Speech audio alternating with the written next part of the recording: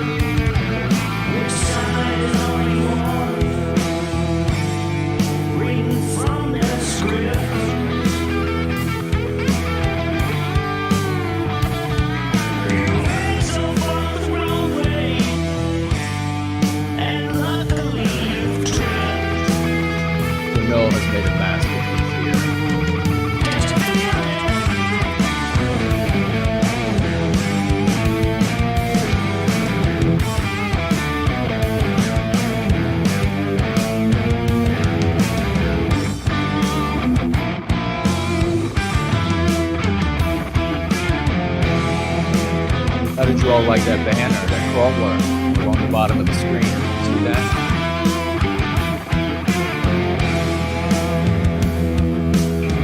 I guess you're too blind to see. I'm just trying to help our people go free. I guess you're too blind to see. I'm just trying to help our people go free. I'm just trying to see. You're too blind. I'm just trying to see. Go free. I'm just trying to see. I'm just trying to help our people go free.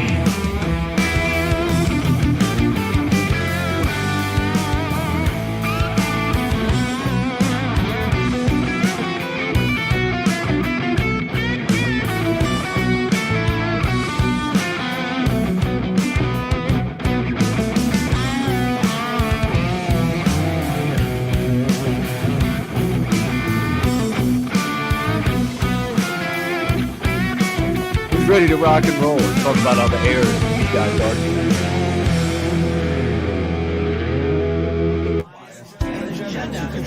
Exactly what people think, and this is extremely dangerous to our democracy.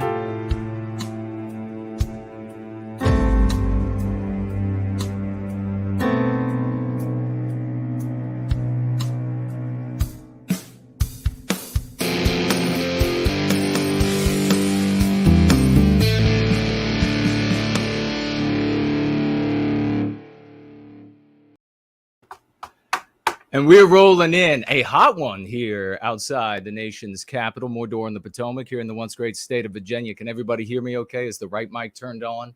Is the full sound coming through? Let me know as we go over this, because this debate because there has been some little glitches on the software. And so the sound sometimes gets a little weird. Let me know if that happens, or the speaker that we will be sharing here, their audio gets a little weird. But I think we might as well just get right into it. I'll say hello to you all as we are rolling along. And all of the usual platforms are up. If you want to have your comment or question absolutely read, you may financially gift on Entropy. You may financially gift on Cash App, on Odyssey. And please do, if you try over there at Rumble, please let me know. I don't have the screen open right now. I'd like to see if it works or not. Otherwise, you have the option of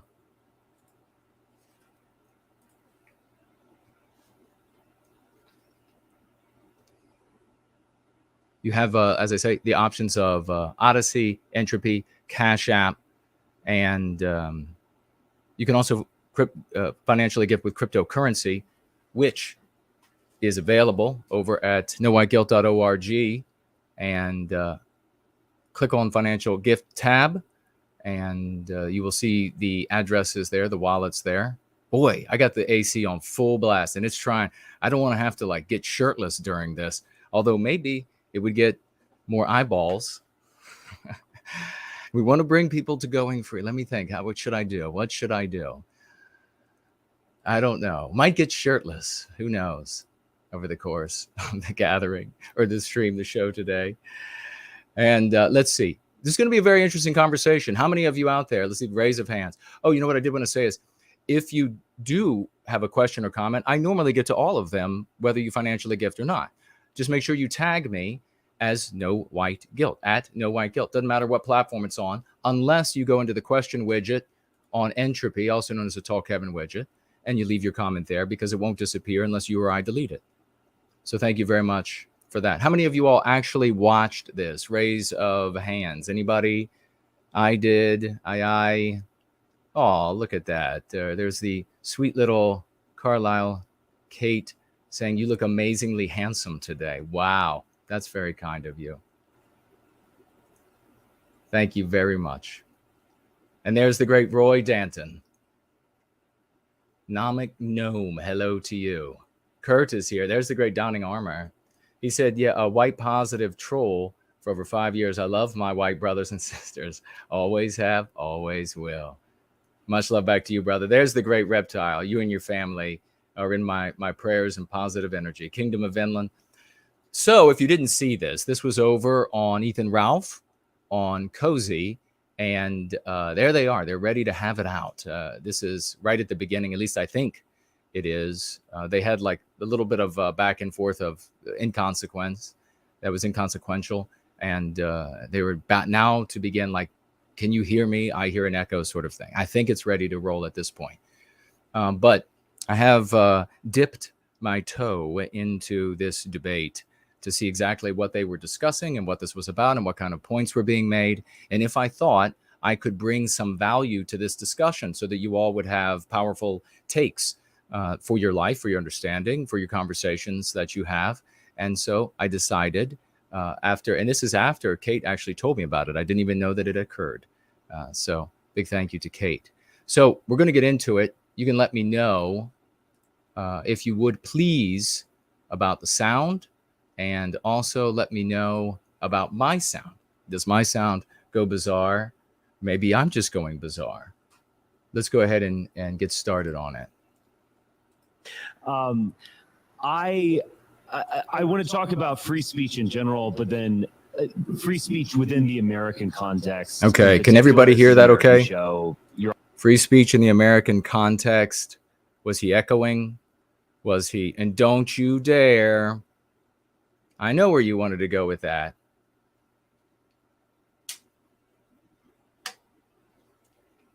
Loves everything. Well, that's fantastic. That's what we have here. Will says the sound is good. Thank you for the feedback. There's Shauna Shaw. There's James. There's Forgotten. Okay, sounds fine. Is it loud enough for you all, I hope? Let's roll. You're off in Holland, but you are an American citizen still, I presume. Actually, who's doing this with Richard's Why in the world did Richard do this? Why is his camera zoomed in so tightly? I mean, I guess if there are any orifices on Richard Spencer orifices that I wouldn't, I'd be better seeing would be the pores, but happy that this side of him is up. But I mean, really, what's this about? And then we might want to touch on the Buffalo shooting and even the Great Replacement theory, which they're all okay. So that interesting. Wants to talk about Buffalo shooting and the Great Replacement, which, as you all know, I advocate if you're white positive to never use. I've made the case many times. I will debate it anywhere, but you're free to use it if you'd like. It'll be just to your detriment and mine. Related things, but I'll first start off with anonymity. Because that's kind of an easier one, and we can kind of get into this bigger topic. So I presume that you are generally in favor of Elon Musk purchasing Twitter, and you. Let me just jump in. Does everybody know who Styx is? Reptile says, my autocorrect inserts no white guilt when I type the word now. Beautiful. The computers are even learning. By the way, if you all did not notice, the stream that I did on Hassan was immediately locked. It's called private locked on YouTube. So I didn't do it, but it has miraculously become unlocked. Styx is a libertarian, effectively. He used to be Styx, Hex, and Hammer, and he still might be. Like John Cougar Mellencamp just became John Mellencamp. But we'll follow and we'll see. I assume everybody knows who Richard Spencer is, who is here. I'll probably bring a better agenda to the platform. Is that correct? I don't know that it will necessarily be better. I do support the buyout, generally speaking. By the way, Styx, I think you might be. Styx just said he doesn't know if the platform would be better. Did you all hear that? I think you might be using the wrong microphone because you sound kind of far away. I don't know if that's how it's supposed to. Just a second. Let me. Yeah. It is attempting to use my wrong microphone. Yeah, Ulster's pride and loyalty is on. here. Silver Collector Testing, is here. testing. Yeah, there we go. Yeah, there we go. Okay, yeah. Good I would say, Dunstan. yes, I support the Elon Musk Twitter acquisition because you can't get any worse than Twitter already is. That being said, this is mainly about internet anonymity. And Did I miss something? It sounds like he just contradicted himself. there's not really a whole lot of that on Twitter. Maybe I'm wrong. Most people use their names or brands upon it, so it doesn't really figure into this debate, I think. Well, hold on. Internet anonymity, and there's not really a whole lot of that on Twitter. Most people use their names or brands upon it, so it doesn't really figure in. Oh, no, I disagree with that. Twitter has a significant anonymous user base. That's into this debate, in my opinion, incorrect. That's not true at all. This seems to be the sticking point for Elon Musk's purchase of Twitter, which is to discover I agree. how many I agree with bots Richard there here. Actually, are. This is the problem right now with the purchase of Twitter is, and perhaps this was in the cards all along as part of the plan for Elon Musk's purchase, is to have the purchase price get from the board the agreement to sell, and then say, okay, how many users are real, how many users are fake, knowing that, and by fake, anonymous, not genuine, because some of them can be real human beings, and nonetheless they're working in service of something else, and then say, okay, I'm going to pay less, knowing that Twitter, of course, has this ridiculous claim that only like some like 5%, some tiny number, and on some just idiotic number of users that they tested. So it's, And also, even and just obviously, why would that be important? Well, Musk wants to make the platform profitable, so he needs to be able to tell advertisers exactly how many real prospects are on Twitter, so that they can then know that they are that what they're paying for the advertising is worth what is being asked. Coincidentally, this is an issue for all social media, all of these different platforms that sell advertising. There is a big possibility that there is, I don't know, conspiracy or whatever you want to call it, that's about to potentially really be opened up.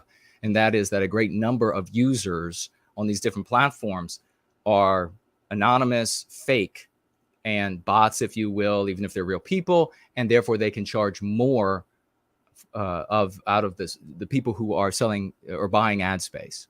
Even before his attempt to purchase Twitter, he was talking about the issue of anonymity as a crucial one. He wants to have a verified human who is actually saying these things, and I think he's probably responding to this, at least to some extent, due to the fact that he has, I don't know how many million of users at this point, 10 million or who knows, like something like that. I think he actually had the most liked tweet ever or something like this when he tweeted that he wants to buy Coke and put the I'm not sure what that has to do with maybe just he's sharing a piece of news. But he's referring to Twitter, which is the product he intends to acquire. He's not attempting to push off the concept of verification on other platforms. He, as far as I know, has not addressed that. So well, that wouldn't be internet. He's not a government. Well, yeah, but that wouldn't be internet wide. It's if he acquires Twitter, he's bought it. He's made it private. Right, and I think here Spencer's point is fallacious, because Musk's interest in anonymity on Twitter is economical. He wants to be able to sell. He wants Twitter to be profitable. He wants to be able to sell. This guy's, super genius, Musk. And he wants to be able to make this profitable and then probably turn around. Well, I don't know if he would. Maybe we talk about that on another stream. We'll get into the weeds there. Spencer here is attacking anonymity in toto. And so to claim that he is sort of piggybacking on Musk and Musk's genius is specious. Yeah, I mean, if you don't like it, make your own Twitter. That's what we hear from leftoids like you all of the time. So, well, fair Musk is not our guy. enough, but he's bringing up a crucial concept that I don't think was fully understood or thought through in the earlier ages of the internet. Well, again, it's not for the reason that Richard is advancing here, the argument that he's making. And that is that, first off, there are two things. I know it's sort of like, saying, I'll start my argument with Nietzsche agrees with me, and now here's my point.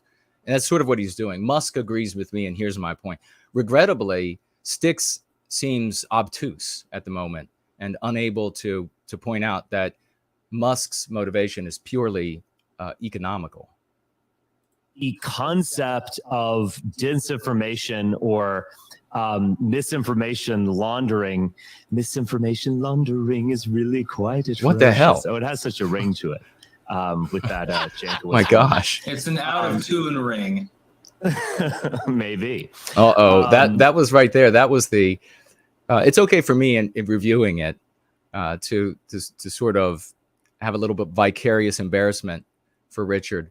But Styx saying that as somebody in the debate revealed some insecurities. I know that is something that people like to poo-poo. However, at least on the right, however, it is a very real thing in the sense of troll farms. Was there anything? Donning said, echo when you play. All right, well, let's see if I can. Thank you for that, brother. I want to keep it quality. So, yeah, make sure you tag me. And bots promoting a particular agenda or more likely than not just simply promoting chaotic, almost quasi brainwashing agendas in other countries. That is actually a serious thing that states. Okay, so Richard just made the claim that his concern is worldwide and for other countries, and so it would be like his this sympathy and this concern, I assume, that he believes will get you to take his position, take his side. He's worried about everybody. People you don't agree with. And see, that gets at the crux of the problem that I wanted to bring up. I think that your disdain of 4chan, some people mentioned accelerationism. I don't agree with them at all. I think that you genuinely dislike 4chan on a visceral level because it enables people to meme about you, and most of those memes are negative. And the same thing. Oh boy, Styx is not making an argument here. He's just attacking.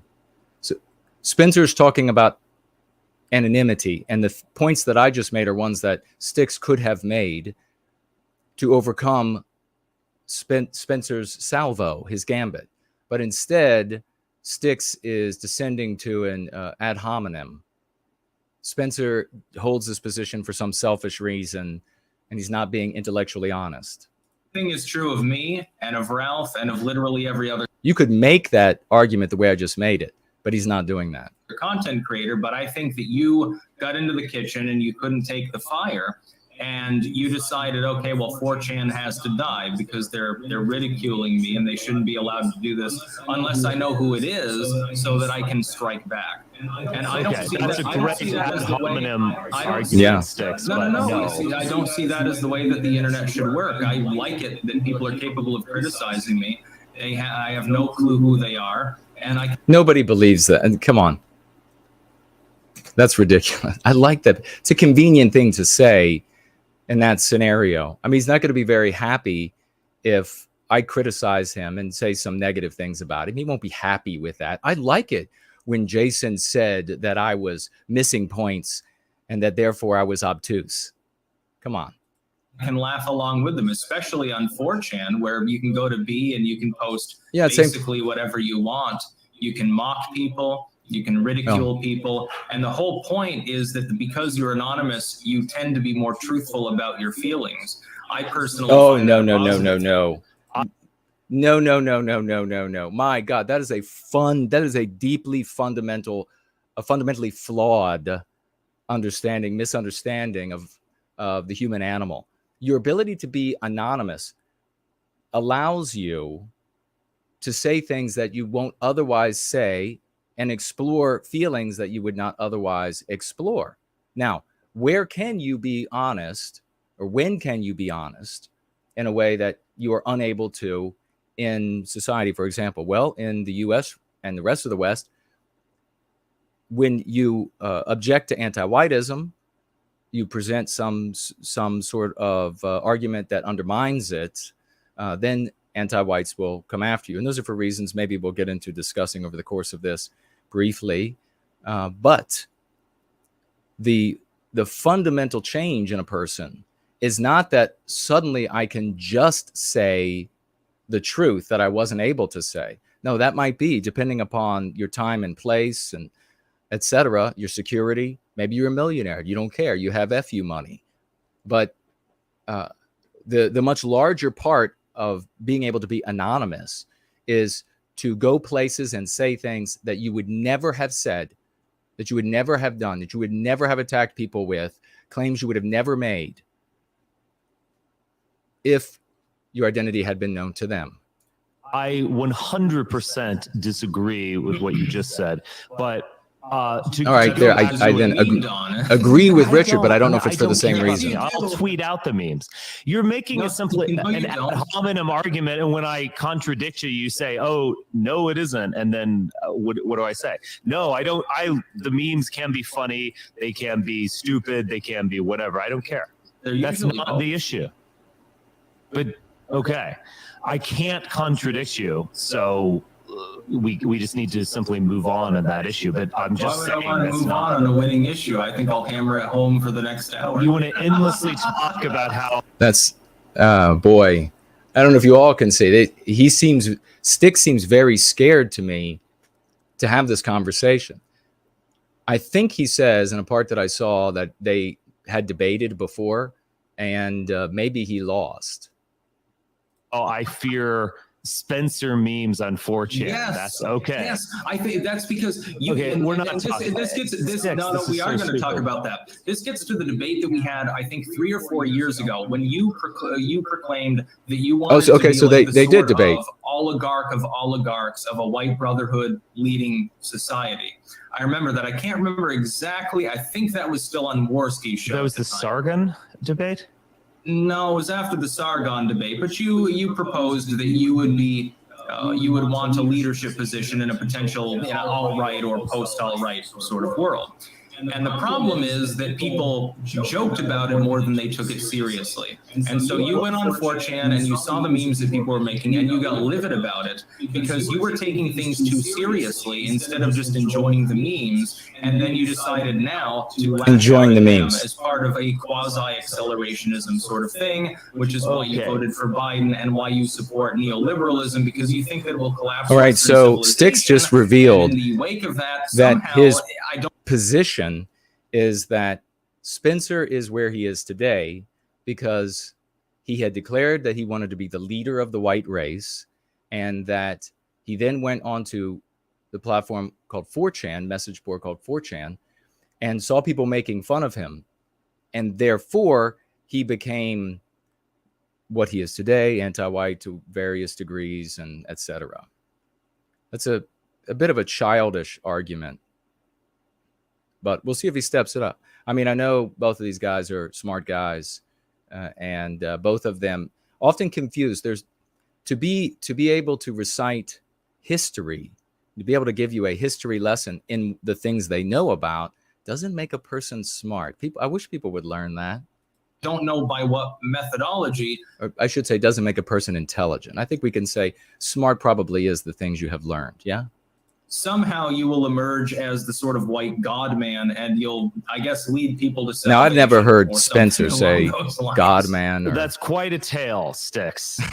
Thank but you Spencer for that. absolutely did want all eyes on him, total aggrandizement, and to be in charge. And he often said that he deserved to be in charge because he was so much better than everyone else. Seems to be a Fantasy nonfiction novel. one. How do you all see, by the way, the difference between how Mark Collett handled Richard and Styx? I see a big difference. Let me know your ideas in the live chat. Tag me. I can't answer this kind of thing because it's a weird ad hominem conspiracy theory. Conspiracy.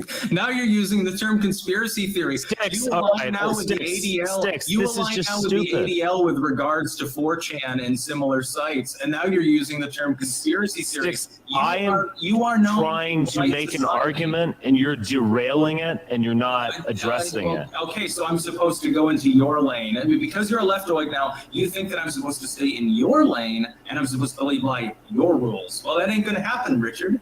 That's not the way that it works in Clankdom. Styx, as I said, yeah, you have to actually let me speak.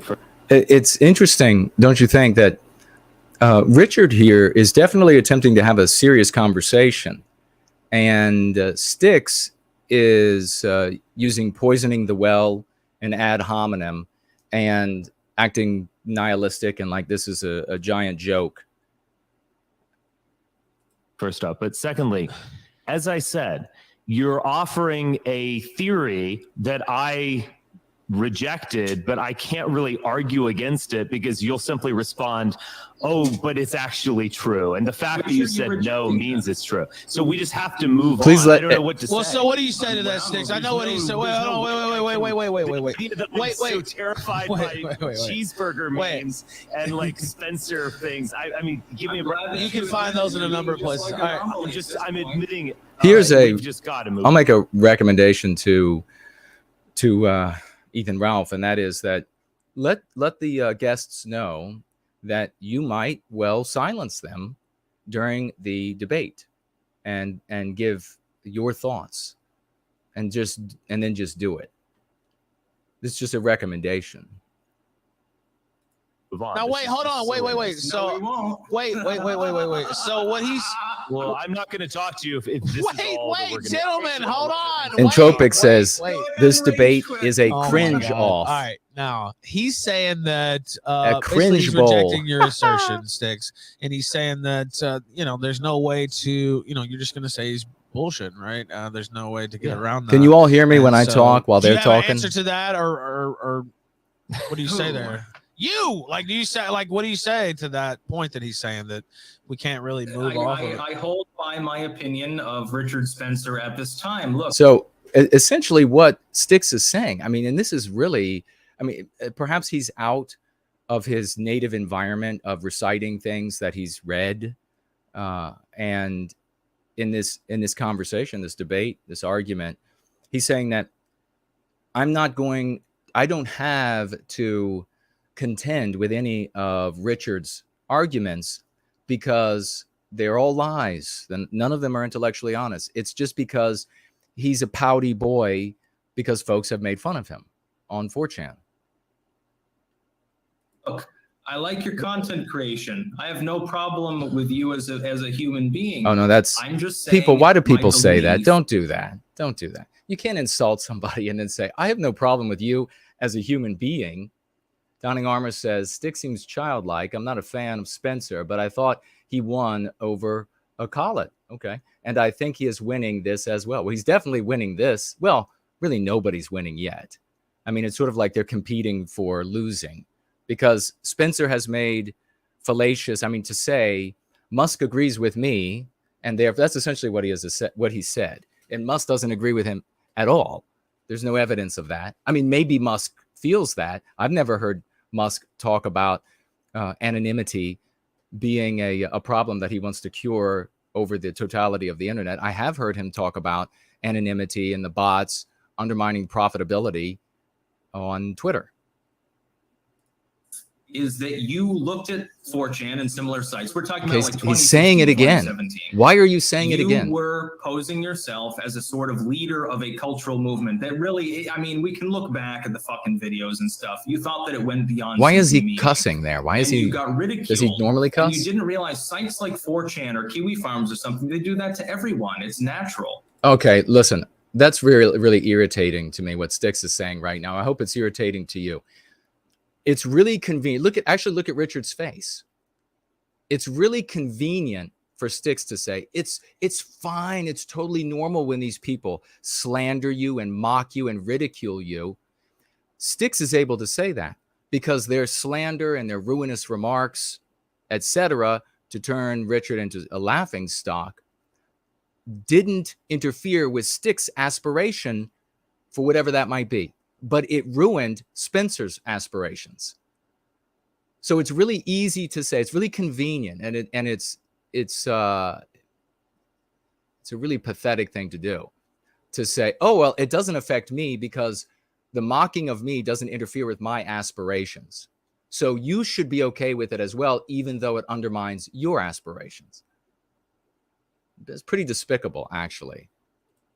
And you take it too seriously. You're not willing to deal with the meme Let thing. me actually pick You're up on using something. memes like Pepe, but you're not willing to deal with memes about you. And that's the problem. You gotta have a sense of humor. let him get it. We've got to get past the personal stuff. All right, now hold on. I don't know Respond. Wait, what were you gonna say? Just Val is awesome, saying best part of this debate is when Jason talks. Pearl Lady says, just curious, what is the purpose of reviewing this debate? Do you see something of value in either person's points?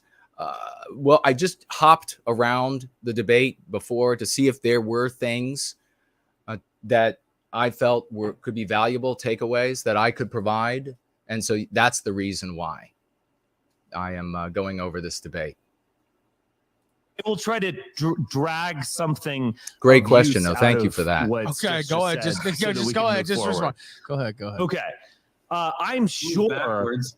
I right, am sure that at some point someone said, "Oh, and you want to be the leader of the Neo-Roman Empire." I'm sure that I said yes. Oh no. No, it wasn't like some weird one-off. No, I'm Buster, sure this somebody is- might have no, it asked was once while we were at a tea party Hold on. if I wanted to be the Move leader. this forward, No. We're not This just was his dwelling on this nonsense. Richard's Okay? absolute I'm sure that aggrandize I said yes himself. to that in some worship expression of my own posture arrogance that he or always whatever. had, that he You're should, he said openly, undoubtedly he should correct. be in charge. But I think one thing that interested me. He said numerous times.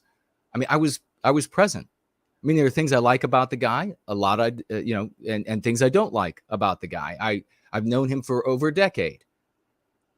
So I mean, that's just a fact. He believed that he was better than everybody else and that he deserved to be in charge. So it wasn't a one-off. But I understand him saying that in this conversation because he's trying to get by this I don't know, what do you want to call this position that Styx has taken. I guess it's please don't talk about anything else because I'm so scared that you'll overcome any objections that I have or any arguments that I might make. I just want to stick on this. Your argument is completely hollow because you were offended by jokes about you. That Spencer took all of this stuff seriously. He didn't understand that it was just about the memes. I think that's actually a profound insight. I do take all this stuff seriously. Yes. I take ideas seriously. I also have to stand behind those ideas. There's a return. This is the thing, is that the service to white well-being, being in the white sympathetic sphere, it's a serious thing that you also laugh and have fun while you're doing it. I think there's actually, and if I put myself in the anti-white shoes, I would encourage nihilism. I would encourage everybody to look at everything as a big joke. If I were in the shoes of the anti-whites dominating things. Address when I say something for good and for ill. So, my tribal blood is here. Hot take gets one of Western kind, and it comes from me. Also, Jilly is here. The affected horrible shit, the tape from Charlottesville. James says he's blasted everywhere. Glad I'm looking at this address because you have to take the good and the bad when you take responsibility for what you say. That is what defines. That's a bit of a grandstanding position that is easy to take after you've been burned. Not to say that he absolutely never held any view like that, but once you've been burned, you're on the other side, then it's a position that's far easier to take. Finds you. That is a serious problem. Archangel's with 4chan. Here. Now, if 4chan were merely what it was at its origins when it was created by Moot, and it was literally a Japanese porn page for losers. Oh, actually, Moot said explicitly, Is this? I don't know. Is Styx on the on YouTube anymore? Is this the actual Styx? I fired on Spencer in a mostly non-serious manner because his position is not a serious one. Well, if that's the legitimate Styx, and he says, I had a great time. Welcome if that's the legitimate Styx, and then that's his position. He feels like the position and the arguments that Spencer was making in this debate were not serious, so he just resorted to ridicule, which outside of the debate, before or after, is a legitimate position to take, but even more legitimate if you took it before. Like, I believe these are ridiculous. I'm not going to take this serious. I'll be on the air of this debate at this hour. Then that's completely believable. I created the page in order to share porn so that other people would post more porn. Is that true about 4chan? As well. It was a porn site for weirdos. Now, if that is all it is, then whatever. The real issue is that 4chan, and when I say 4chan, the name in the live chat has that is Styx Hex and Hammer 666 has a check mark. I don't know what that means on YouTube. I just trying to stay on YouTube. That's all I could do. Try to keep my videos up on YouTube. So does a check mark mean that you've been verified on YouTube? Rooster is here. John is here. Argon is here. We're having a hell of a time, folks. If this is the real Styx, then share this URL with your communities. And the people here will see that you have shared it. Then we'll know for sure. Because I don't know what the check means. Could you just put that at the end of your name for all I know? I've been had before, so I'm not going to fall for it again.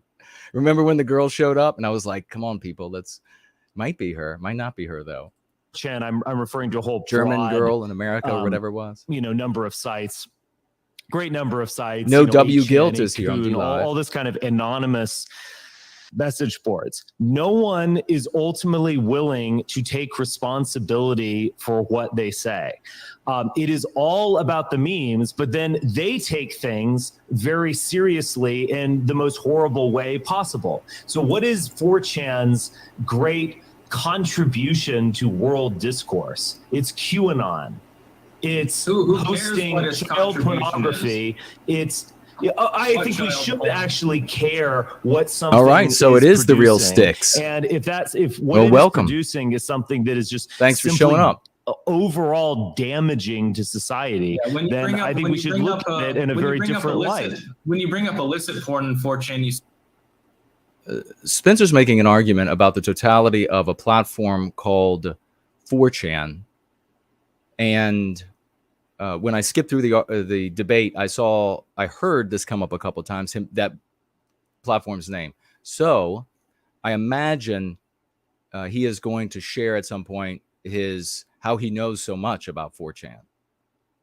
You sound like Bill O'Reilly more than 10 years ago, calling it the internet hate machine and calling it far left, by the way, at the time. I would say this in rebuttal to you. Okay, we're going to hear Styx rebuttal. I'm going to make a recommendation, especially since Styx is with us. And I'm a nice guy. When you take an opponent's position and you poison the well by saying your argument is like, you're demonstrating a weakness of the argument you are going to make to turn back the opponent's position. So you don't need to poison the well. It signals to people who are smart enough to realize that you feel, whether it's true or not, that your position or argument is too weak to stand on its own. You absolutely, and I can't remember exactly who was hosting the debate, but you absolutely, when I questioned you about it, you proclaimed that you wanted to be. I do have to say, if he's still here, Styx, when Trump was first running for office, there was nobody on the internet that covered everything going on with the Trump and running up to that election like Styx. I mean, you got to give credit where credit is due, right? Be the eventual potential leader. I admitted that. I'm sure I did that. I'm sure I did that. Of a potential, white ethno-nationalist society. And so my proposition is simply this. Richard's like, you take that very seriously. You lost. The plot was lost. That's obviously not going to happen. You're not going to have your microstate or balkanization or whatever you want. Right. And so now you're salty. Well, I mean, it's true. Go on.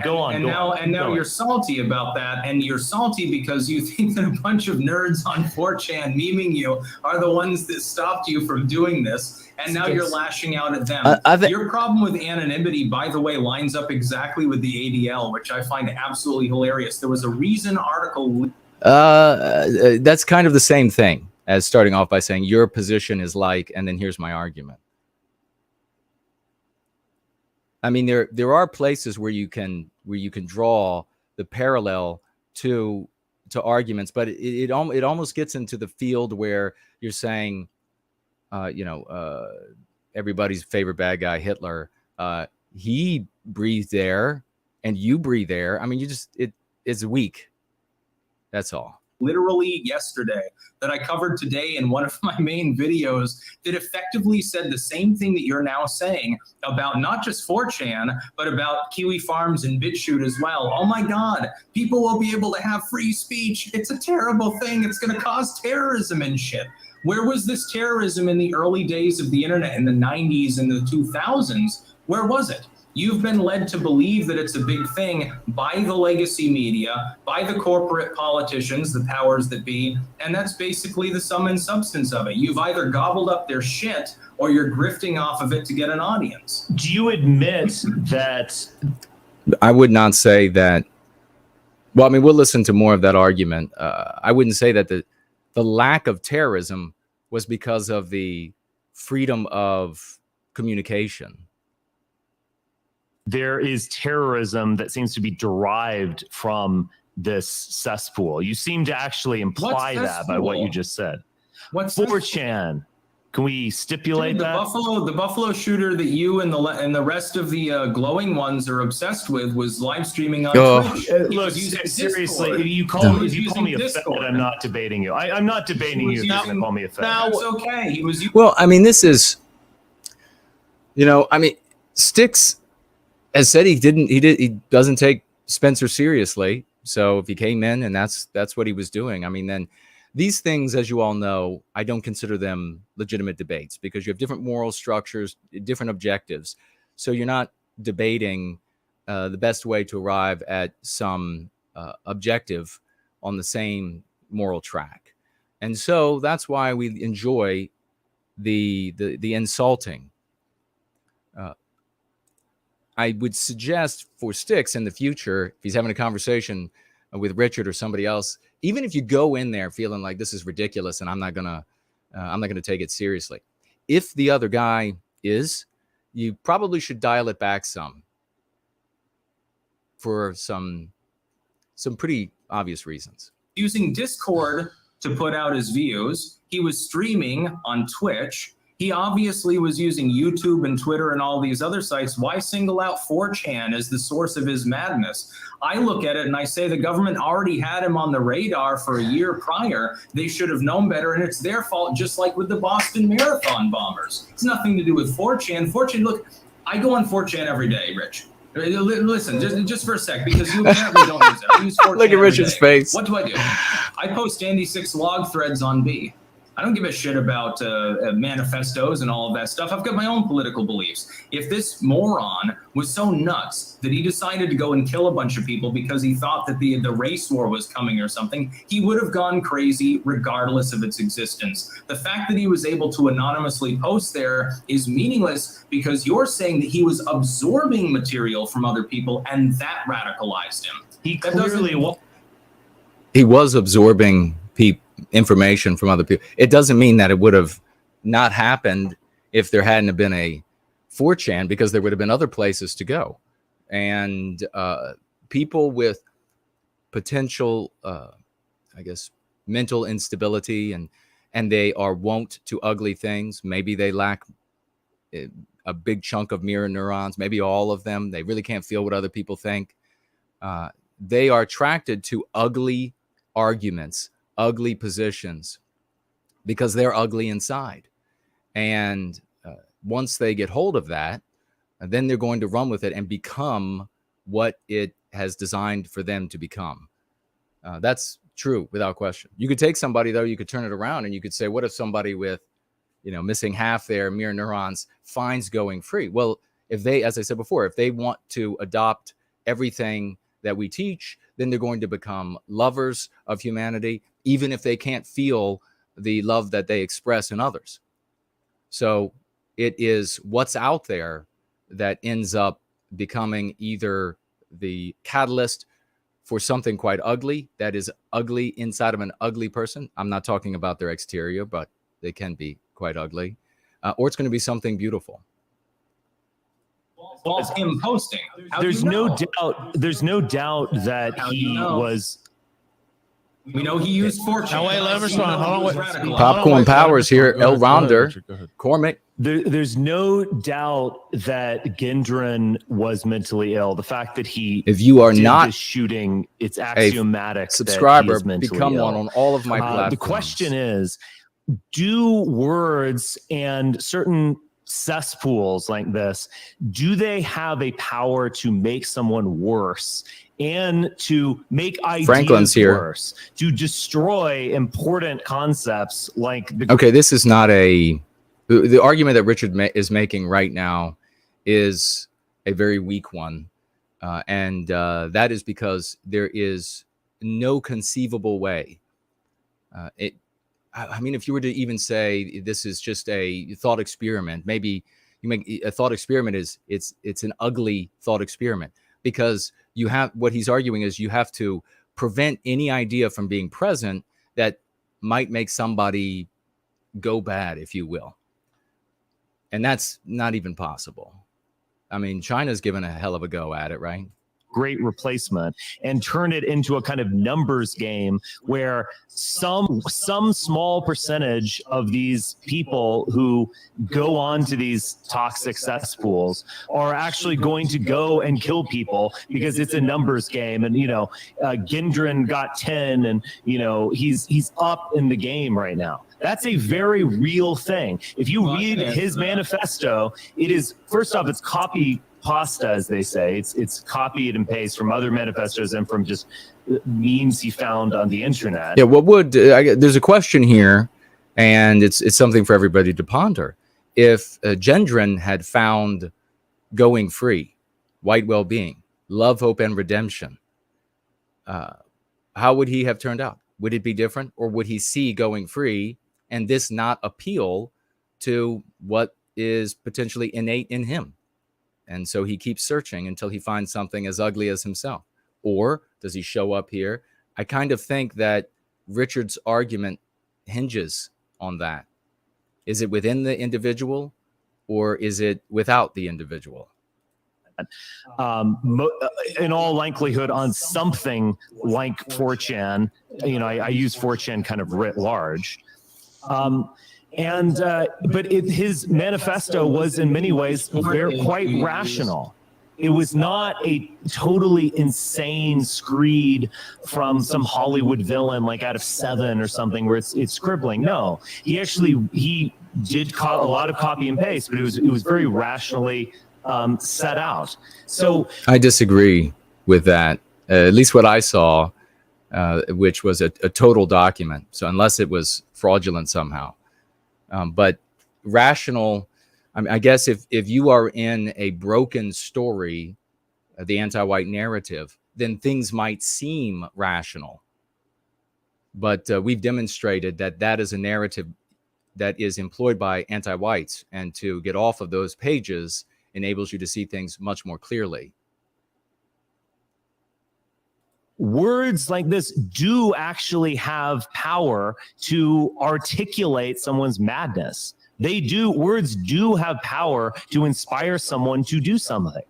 And this just notion, I feel like that's absolutely, anti-whites, that's how so many anti-whites do what they do, because they're specious arguments, they're sophistry, they're mean pathogens, as we call them. These things enable anti-whites, who are just jealous, miserable, envious people. It enables them to have a set of pretexts that are in today's society considered moral and honorable to act upon, to so-called avenge themselves for the wrong of not being a great inheritor of everything that Western kind bequeaths to members of Western kind who demonstrate it, or who even don't, for all the anti-whites care. They will get their revenge, their so-called revenge, on anyone. Like people who are obsessed with free speech in itself, that just we should have all free speech. They ultimately don't take speech very seriously. I think words do have power. I think words can cast a spell on people. I think words inspire action.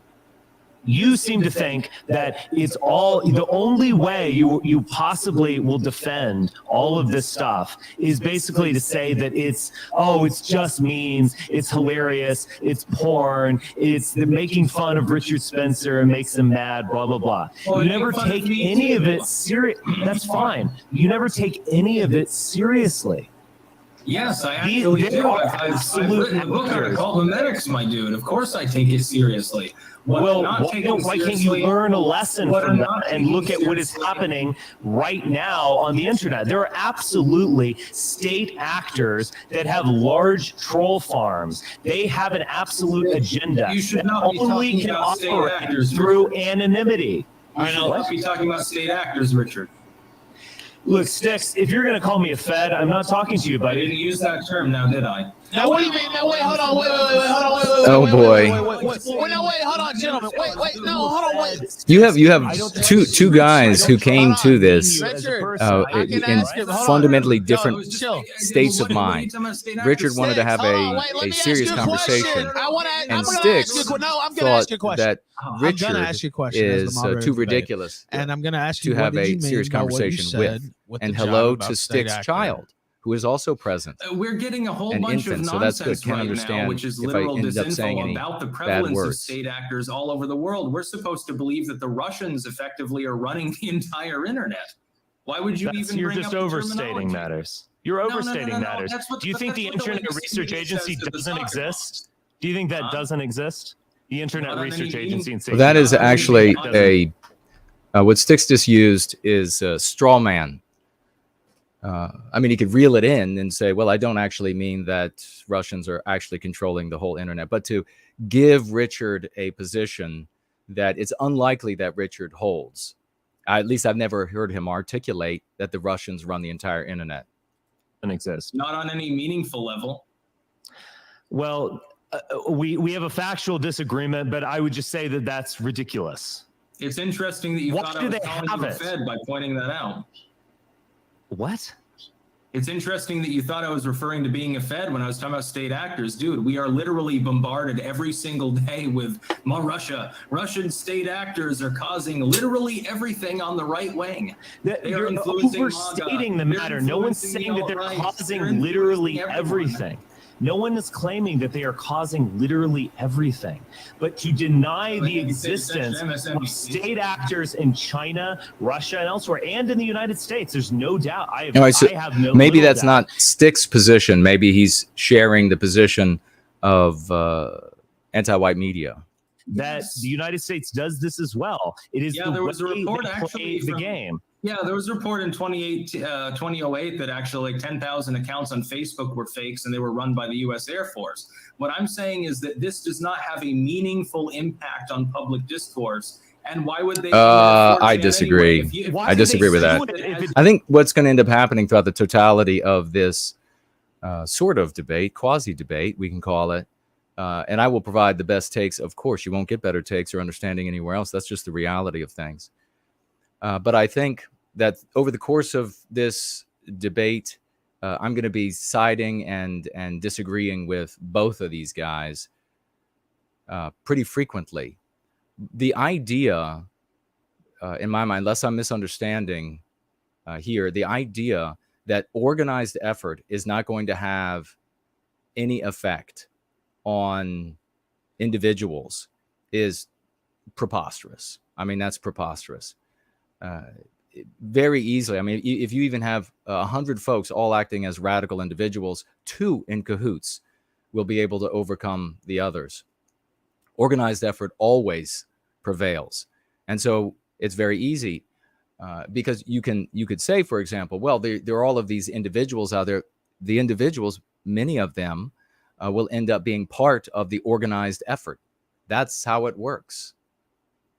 There is no sort of super natural, almost, if you will, consciousness among radical individualists that unite them along some proper or objective or I don't know, truth beyond and what's best beyond knowledge, but what's best for all of mankind or best for any particular moment. There's just no such thing.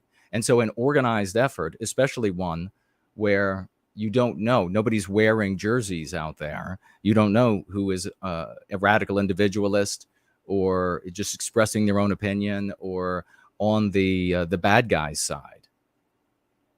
My opinion. I could be wrong. It doesn't have a meaningful impact on discourse. That's absurd. Why are they doing? So, seemingly agreeing with Richard here, but I don't know what his argument would be for disagreeing with that. They're just posting memes, man. Are. No, it's a real way of engaging in foreign policy. Yeah, they keep getting defeated by a bunch of. Thank you. Yeah, folks, let me know every time the audio does something weird. It's not me. It's not my computer. It's not my system. It's the software it's going through to get to you. So I can interrupt it to fix it. Hiccup, but you got to tag me, and I'll keep an eye on the audio. I mean, on the live chat about the audio. And I appreciate that very much. RS WAG. Your 4chan trolls. That's the problem. As long as we How about now? Is there an echo? As long as we have free speech online and anonymity, it's very difficult for them to actually make inroads. Okay, let me go to a different. Do you think? Let me hear that again. I couldn't hear what he said. As long as we have free speech, online and anonymity, it's very difficult for them to actually make inroads. Okay, let me go. Sounds like he's saying that as long as there's free speech and anonymity, it's very difficult for. And then I'm going to fill in here. It was kind of gray to me. Organized effort to make a difference. Well, no. In fact, anonymity makes it far easier for unscrupulous actors in an organized way to manipulate, to influence outcomes. Do you think the best ideas? And now here we're talking about just make sure that you try to understand this, folks. We're talking about things, at least I am. I can't speak for either of these guys, but I'm talking about things in that instance in a thought experiment way, because we have to deal with the real world. And in the real world, you might have a scenario where, and this is another thought experiment as a lens to look at a potential real world, not the one we actually live in right now, but one in the future. Could be where everybody is prevented from being anonymous, except everybody isn't. And there are then state actors, and they would be in these places influencing as though they were real individuals with their real names out there, etc. And why would you expect any different? And so I'll unfold that for folks as we go through this, so you can understand where and how this can actually benefit you and us as a people. So it's not just some moot conversation. Out in some kind of marketplace of ideas on the anonymous web. If it is not interfered with, generally speaking, yes. So QAnon was the best. Hold on. That's what one ideas on the them to actually make inroads. Okay, let me go to a different. Do you think the best ideas win out in some kind of marketplace of ideas on the anonymous web? If it is not interfered with, generally speaking, yes. No, I disagree with that as well. I don't know what Spencer's, I think Spencer's position would be that only he has the best ideas. I mean, let's just be honest, right? Absolutely disagree with, it's great to feel that way. It's great to hope that the best ideas would win out. But the ideas that appeal to the lowest common denominator are the ones that will win out. So QAnon was the best.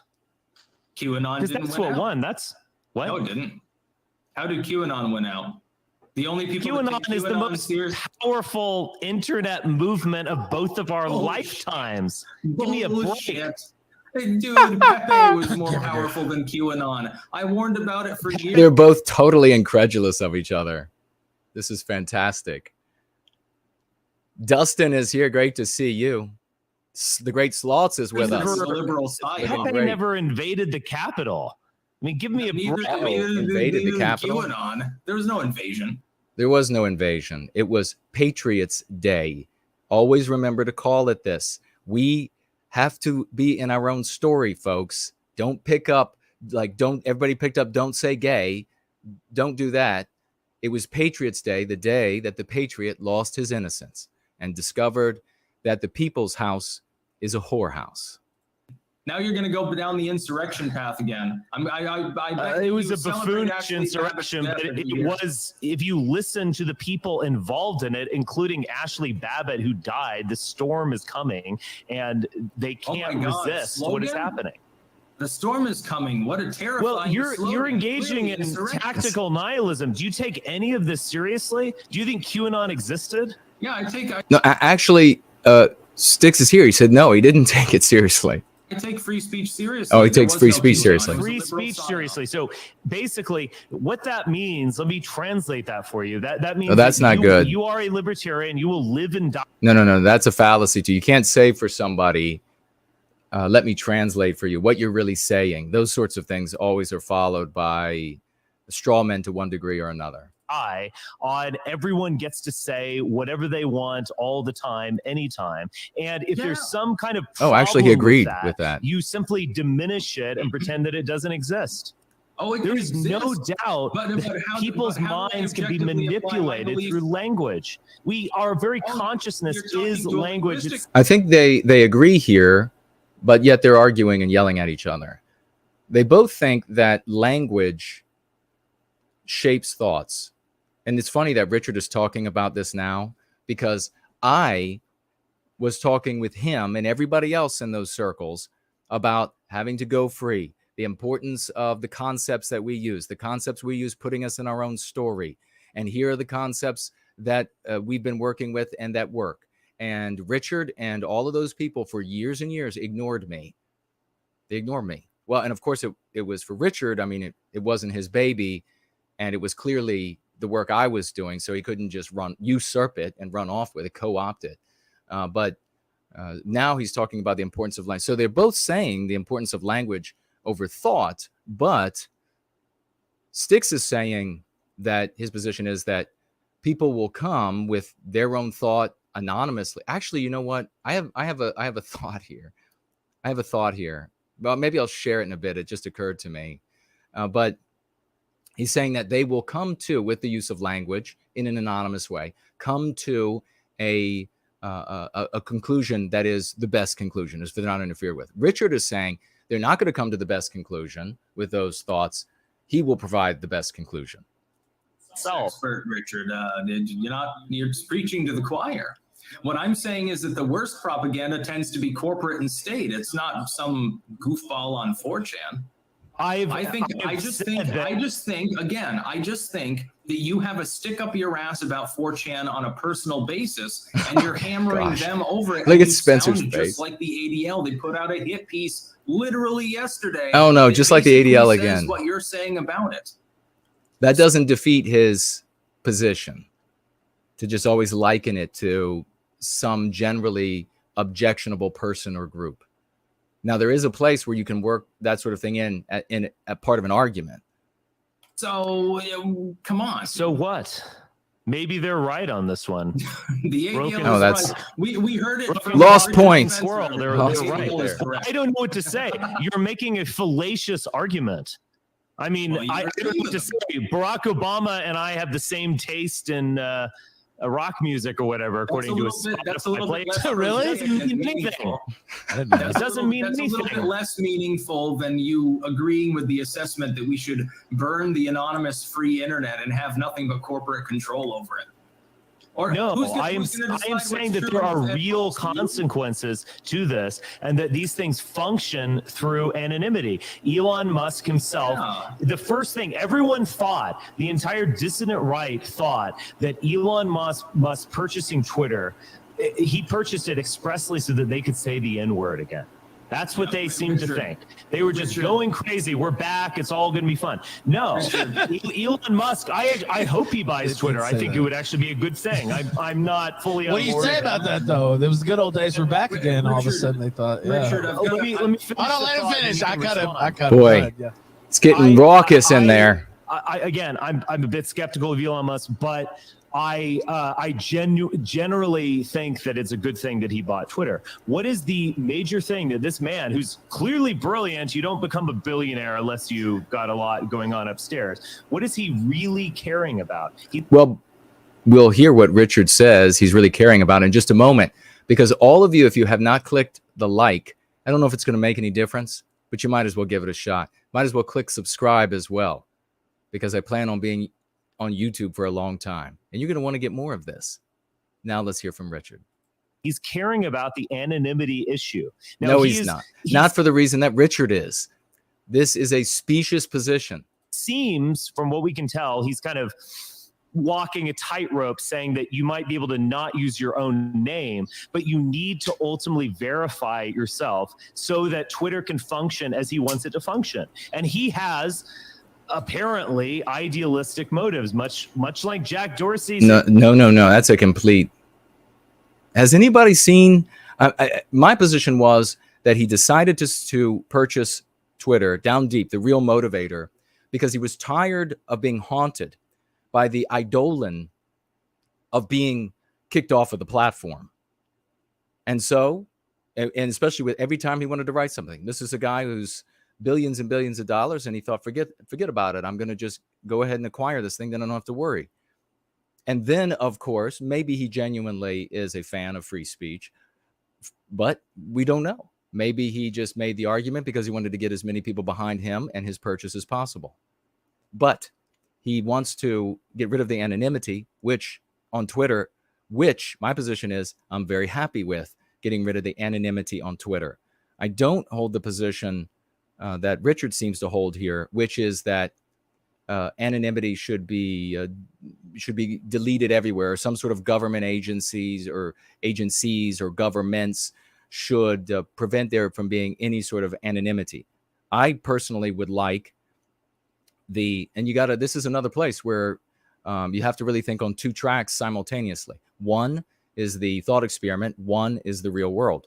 There are benefits and there are detriments to getting rid of anonymity on the major platforms. So I think Twitter is a great place to start getting rid of anonymity. If you want to use it, you'll have to use your real identity. But places like 4chan or wherever else, those places are essentially the backwater of the internet. Those places are where a lot of people go to say a lot of things that most ordinary people with typical sensibilities, they go looking for ugliness, which is not to say that everybody on a 4chan or something like that is posting something ugly, but it's to say that uglier things are there than can be elsewhere of a variety of things, right? Now, when you have an environment where the good part of town is the exact same as the bad part of town, then you have the influence of the bad part of town on the good part of town, the mores of the good part of town. When you can see the difference between the good part and bad part of town, people change their behavior. Now, there are pluses and minuses to that, like I said. So theoretically, positives would be that if you were white positive and you had to use your real name and identity on Twitter, for example, that the things that you're saying, you should be able to still say because you're white positive.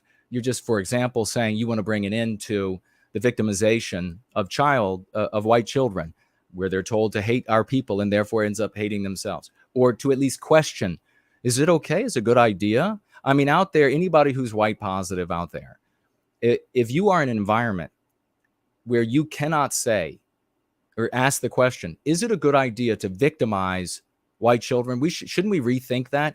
If you are in an environment where your wife is going to hate you, or your husband is going to hate you, or your job is immediately going to fire you for a question like that, then this goes to the point of having to create a foundation in your life from which you can launch out into the world with love and hope and redemption for white well-being, because that environment is wretched.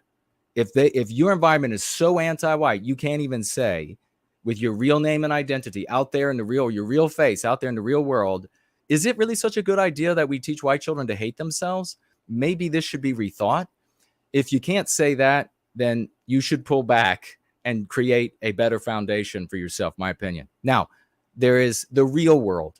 And in the real world, where we are right now, you, as an advocate of white well-being, might have to be anonymous. As a sympathizer for white well-being, you might have to be anonymous. Because of why? Well, in this real world environment, rather than the thought experiment, the laboratory, when you are out there with your face and your name, the anti-whites attack you over anything.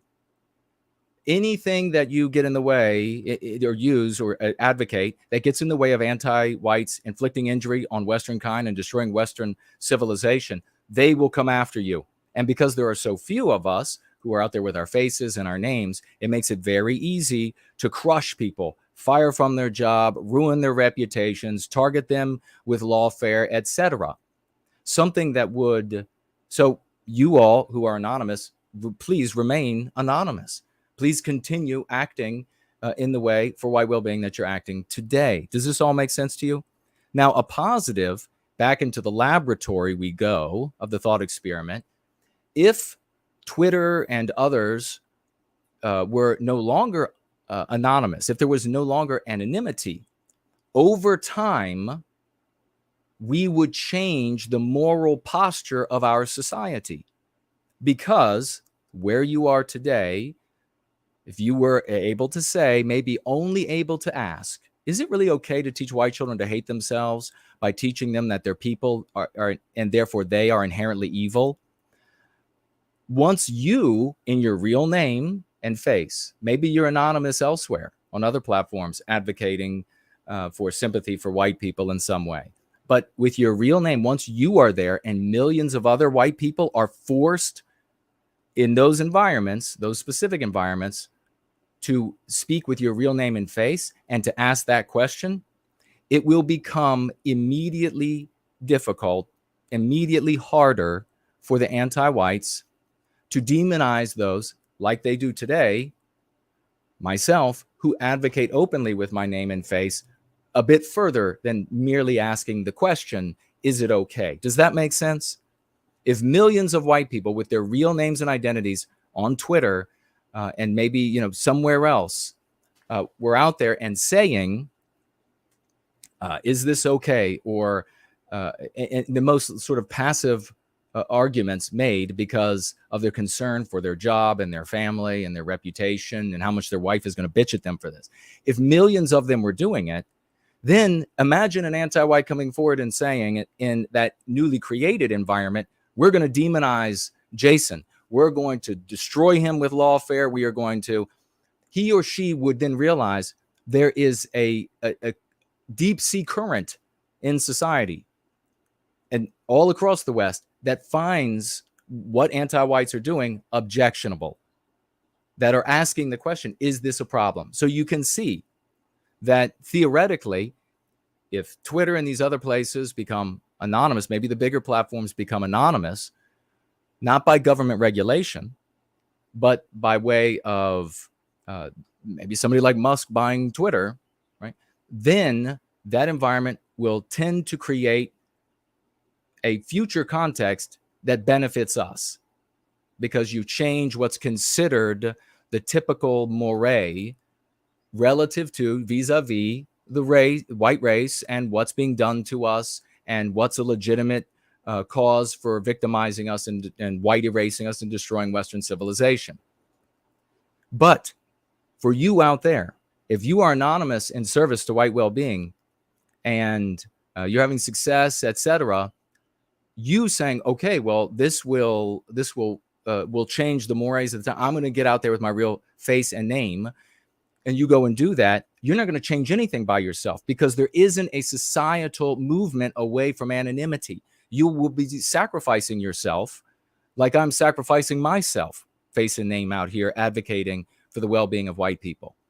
So don't do it. So you can see here, we're talking about two very different things. You're talking about a theoretical thought experiment laboratory environment, and I can advocate for that. I can give you my personal opinion. I think you should absolutely have to give your identity on Twitter and maybe some of the other major platforms. They would never come around to it, but it would be by way of somebody powerful like Musk with money making it happen, because it will tend toward the benefit of us, people getting out there and asking about anti-whiteism. At the same time, it will also reduce the influence of those squalid, dirty, lying, anonymous bastards who slander the good reputations, not perfect, but the good reputations of folks like myself who are out there on the front lines telling the truth and taking the heat.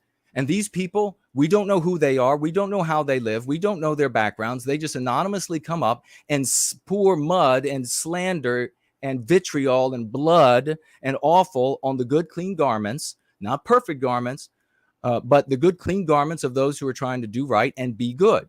If we had that differentiation between the right, good side of town and the bad side of town, when those characters came out of the bad, anonymous side of town and they came to slander somebody like myself, you would be able to see their slander in context.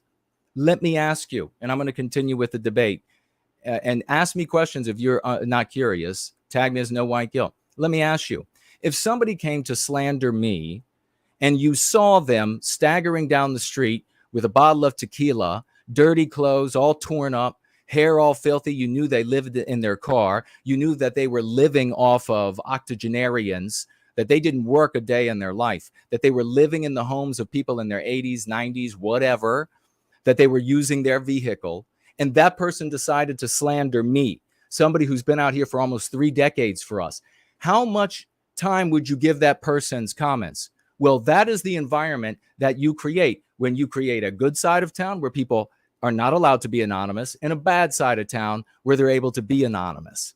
Do you follow me? Say what you will about him, had some idealistic motives of saying this is kind of like a public consciousness or a public square, whatever. They believe that there needs to be something like this. And if something like this can function at all, you need to verify that there are real humans making these comments. And I mean, so the threat of real state, as you yourself admitted, the worst disinformation comes from a state actor. Okay, agreed. Like the threat, that the idea that can't be utilized, like ISIS utilized. Let me ask you brilliantly, entropic, to not talk about any sort of violence, even if that's your opinion. Violence. Just hold on to it. They use irony. They use check out what we're humor, doing here with all of the tricks going of the trade. free. And if you don't like it, then you can go move on. But Richard, what I would say you're is just dismissing all of it. I don't deny that they use slavery. Sure, I'd like to make a point here. You're talking about Twitter and the idea of Elon Musk. You support the takeover, as I do, trying to make sure that people are more verified. But Twitter is not 4chan. They serve an entirely different function. So you can't see how that's apples to oranges. Number one. Number two. Your acts in Charlottesville and thereafter have been panned and used by the legacy media in exactly the same manner that you're attempting to use, like the Buffalo shooting and things like that, to go after Anonymous, the evil 4chan, the evil Twitch, and all of these things. Can't you see how you're being a hypocrite by taking up exactly the same line as the people who attacked you? No, I learned certain things from Charlottesville. And the fact that it was ultimately a debacle. I do think that, as Donald Trump said, there were good people on both sides. I think there were a lot of good people at Charlottesville. I think obviously I have a right to assemble and protest, given to me in the Constitution, and that's unequivocal. I would like to talk about what free speech actually means in the First Amendment a little bit later, but the freely assembling to air grievances is explicit, and I don't think could be understood in any other terms. That being said, yes, the major problem with Charlottesville, first off, the major problem was that there was a just Entropic says that he was not advocating violence, and so we appreciate you saying that. After reading the Heafy report, I generally think it was just simply incompetence. What? But yes, that was He said after reading that report, he thought it was incompetence. That was the only problem at Charlottesville. That can't be true. That can't be his real opinion. You would really have to be drooling while thinking to come to that conclusion after reading that. Handled in the worst possible way by authorities, local and state, and made everything worse. But there's also no doubt that there were good people on the alt-right side in Charlottesville. There were a lot of bad people, and there were a lot of bad people who had been energized in a horrible way, not too dissimilarly from Peyton Grendon. This is the argument that he's making here, though, is again something that is, I mean, even just theoretically, it is almost nonsense. People are going to, his debate is not with like what I'm doing. Maybe he's looking at what I'm doing over the past 3 decades and trying to persuade people with reason, logic, and evidence to adopt the practice of going free and the concepts that we use. And he sees how much of an uphill battle it is. The issue, though, is that you can't, it's no use in making an argument that you need to shut down the speech that is so appealing, like heroin, to people. And why is it appealing? Why is it appealing to Gendron? Why is it appealing to any of these people that he might be referring to who showed up to Charlottesville that he said were bad people? It's appealing to them because the anti-white narrative tells them that this is the way you resist what we're doing to you, white people. This is the way you resist it. This is the way that you're the tough guy. This is the way that you can make a difference. This is the way that in the book, in the magazine, in the sitcom, on the movie, this is how you get empowered with the power that we give the bad guy in that narrative. Of course, he's always defeated in the end by the anti-whites, but still you get to play that role for whatever period of time. So that message of being ugly, being the villain, is given to our people by anti-whites from birth to grave. It is like heroin. When somebody comes out and says, you care about what's happening to white people? Do you care about what's happening to our countries? Well, if you're going to do that, then, and they put up the set and studio of all the same nonsense that the anti-whites have given people over the course of their lives. You can do it here. Be the villain in the movie, and folks show up. That's why. Not because people are allowed to speak and say dumb things. So you're never going to be able to control everything that people hear. You have to make a case to them, and then they have to decide. And there are going to be some, in Richard's defense, though, in different contexts, there is certainly, and not in the one that we're in, but one can imagine certain contexts, and we can look in other countries and see them, where sometimes there are recalcitrant elements, where there are dangerous things that persist and that have to be attended to in different ways. So this idea, though, I've got another beef here with Styx. This is a problem and failing that white people make all the time. Seems to only be a problem we have. And that is this idea. If something is beyond us, a principle is somehow beyond us, it is somehow legitimate. And if it is not beyond us, it is somehow illegitimate. In other words, if it is selfish for our people, it's illegitimate. If it can somehow harm our people, it's legitimate. We need to take every one of those ideas and feed them to the speediest wood chipper. This concept in the arguments that anything beyond us is legitimate. That's what needs to be fed.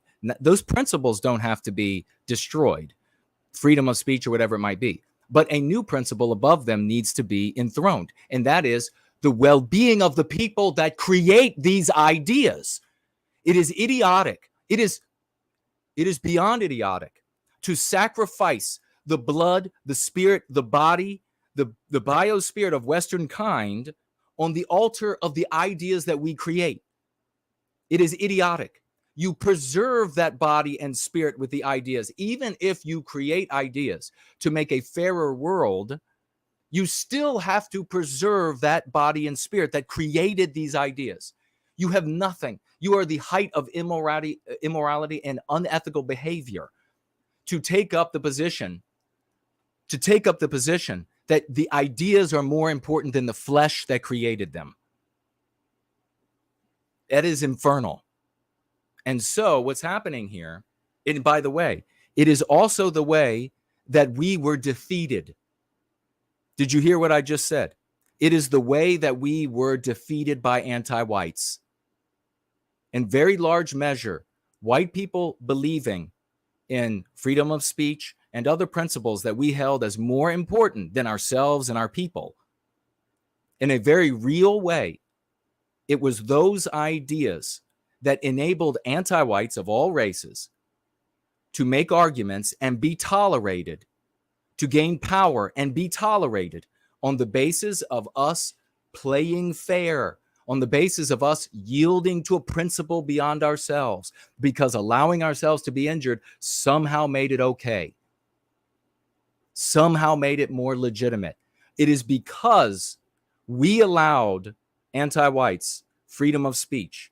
It is because we allowed them, and many of these other principles that we hold so dear and that are so dear, It is because we allowed them to make use of them that they are now in power over us and allow us none of those same principles any longer. Once they were in charge, freedom of speech was gone. And it will never come back until we take it back. They're never going to say to us, freedom, these principles are more important than we are. No, because they have only ever claimed an adherence to those principles because they served their objective of victimizing us in Western kind. So, white people, I told you were going to be given some powerful takes. This is one of them.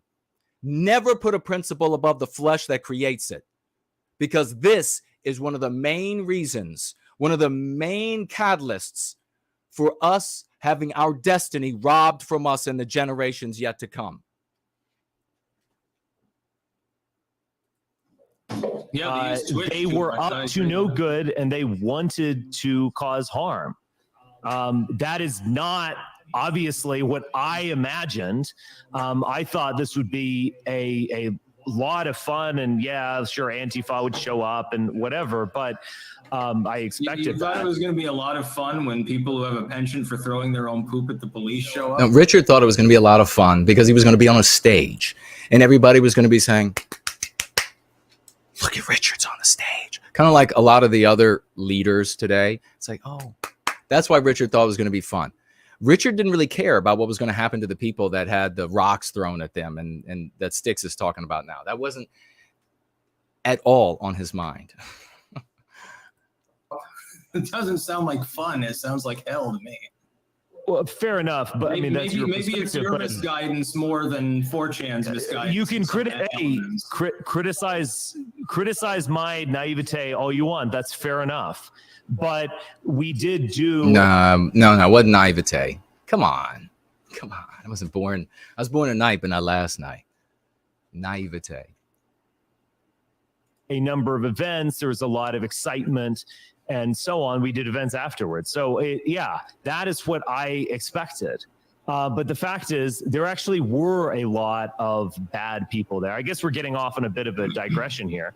But a little bit. Quite a lot of acidulous remarks by both. That like there it's a are very interesting bad blood sport within an ecosystem like 4chan. I'm using 4chan writ large. It's just the notion of this anonymous internet based on politics, based on distorting ideas and through memes, basically making something. Okay, he says he's using 4chan. I know he's backing off of 4chan for some reason, but now he's saying it's just like an avatar for, and maybe he was though. Maybe he was to be fair. Maybe he the entire time he was just using the name of 4chan as an avatar for all of these sort of what I would refer to as like sort of backwater compared to something like a Twitter, right, or a YouTube, or or even Odyssey or something like that. Something that is worth talking about. We're talking about seriously, like the Great Replacement, making it more and more salacious and horrible and violent and disgusting. That actually is a huge problem. And I know we don't live in a sane society. I know we don't. I'll finish right now. I know we don't live in a sane society, and if we did live in a sane society, that yes, that is a problem that needs to be solved, and that problem should be solved through the power of the state. Why? Oh boy. Folks, if there's any error in the sound, please let me know. Tag me as No White Guilt. And I'm going to be taking a look at the financial gifts here in a moment. Please financially gift at Entropy in the description. You also have Cash App as an option in the description under the video, as well as Odyssey. I will get, and if you to those, and if you financially gift over on Rumble, please let me know. Richard is saying here that the government should do this, that the government should censor the speech of folks that are saying something dangerous. And of course, that begs the question, what's dangerous, what, etc. Now, Richard is saying this from a thought experimental position, right? Because he's saying this is the way it should be. It's the most sort of contentious position I can take and get as much attention on myself. And look, we know that about Richard, right? So it's not like it's just part of who he is. I'm not even saying it to criticize him. It's just part of who he is, right? So I just understand that. And you know that there are all of these questions, of course, who's going to be deciding what is dangerous, who's going to be deciding what is legitimate, who are these people, right? Not only are what are these things and the definition of these things, but who are these people? And of course, the reality is that right now across the West, they're all anti-whites in government. So Richard is just saying, in some like perfect environment where he can be in charge, the government then would control what people say. Now, here's what I'm going to say. In Richard's position, or how can I phrase this so that it is as simple as I can state it, to a person who is outside of the power structure, you can't really know what their honest position is, because, I mean, this is game theory. If it behooves them, it would behoove them to say that they are for free speech outside in all its forms, outside of the power structure. You don't know, and maybe they don't even know for sure how they would behave inside of the power structure. People beginning to say things sort of about them, right? So all of these conversations, or against their ideology, against their rule. So this, we could be talking about anti-white oligarchs, for example. All of this conversation is sort of marching, sort of soldiers side by side. Some of theory, some of reality, some of the individual, and we have to accept that to a degree, it isn't possible to know a universal in an individual except by understanding the position that they're in. Richard is outside of the power structure. He's also outside of really any community. And it behooves him then to make a contradictory argument to get eyes on him about a theoretical one, about how power should actually operate. And that is going to incite anger in those who need freedom of speech to contend with those who are actually in power. So it's a perfect recipe. Having said that, those who are angered and claiming we need freedom of speech to be able to contend, well, you don't actually know whether they believe in it or not. And when I say that, maybe they sincerely believe in it right now. But if in power the day after tomorrow, they might find themselves believing in the curtailment of speech. So to a degree, some of this is peddling without a chain. It's still fun as hell to watch them go at each other in this rancorous way, don't you think? What are your thoughts so far? Who's winning? Who's not winning? How can we make this more exciting? What would you like to see? How is the state any more sensible? I think that I would prefer any randomly chosen group of 4chan users to run the Senate than the senators that have actually been elected. Oh boy. Yeah. On one level, any random group of 4chan people. I don't know everybody who's on 4chan, obviously. But they might be there might be some ordinary folks there. There might be extraordinary. There might be wretches there. I mean, we do see that there is, if people are going to say things that are very much outside of the norm, they go to places like that to say it, right? And sometimes things that are very outside of the norm are good, and sometimes things that are very outside of the norm are really bad, right? Having said that, in the real world, if you were to take any handful of folks from 4chan and insert them into the roles in the Senate, judiciary, etc., it would be about this fast that they would be corrupt and working for whoever was buttering their bread, because you're dealing with the human animal. You have now, it would be different if you have people who are ideological fanatics for X, Y, or Z, and then they replace everybody who's in charge. Then you would get a different outcome. But that, of course, is just a theoretical question and speculation. Is insane. How? What finesse is Give me a required? break. Styx, What finesse is required in that it job? sounds like William F. Buckley, who said something Bell like, Curve says, you know, I like Jason I covering would trust screens. Thank you. random Trigger people warning picked out is of the here. phone book. Yeah, I than really Have you would. all shared the politicians. I URL really with your would. circles of The influence? government, look at the government right We're now. more than Your halfway boy through. Biden Please that you do voted that. for. He's doing such a great job economically.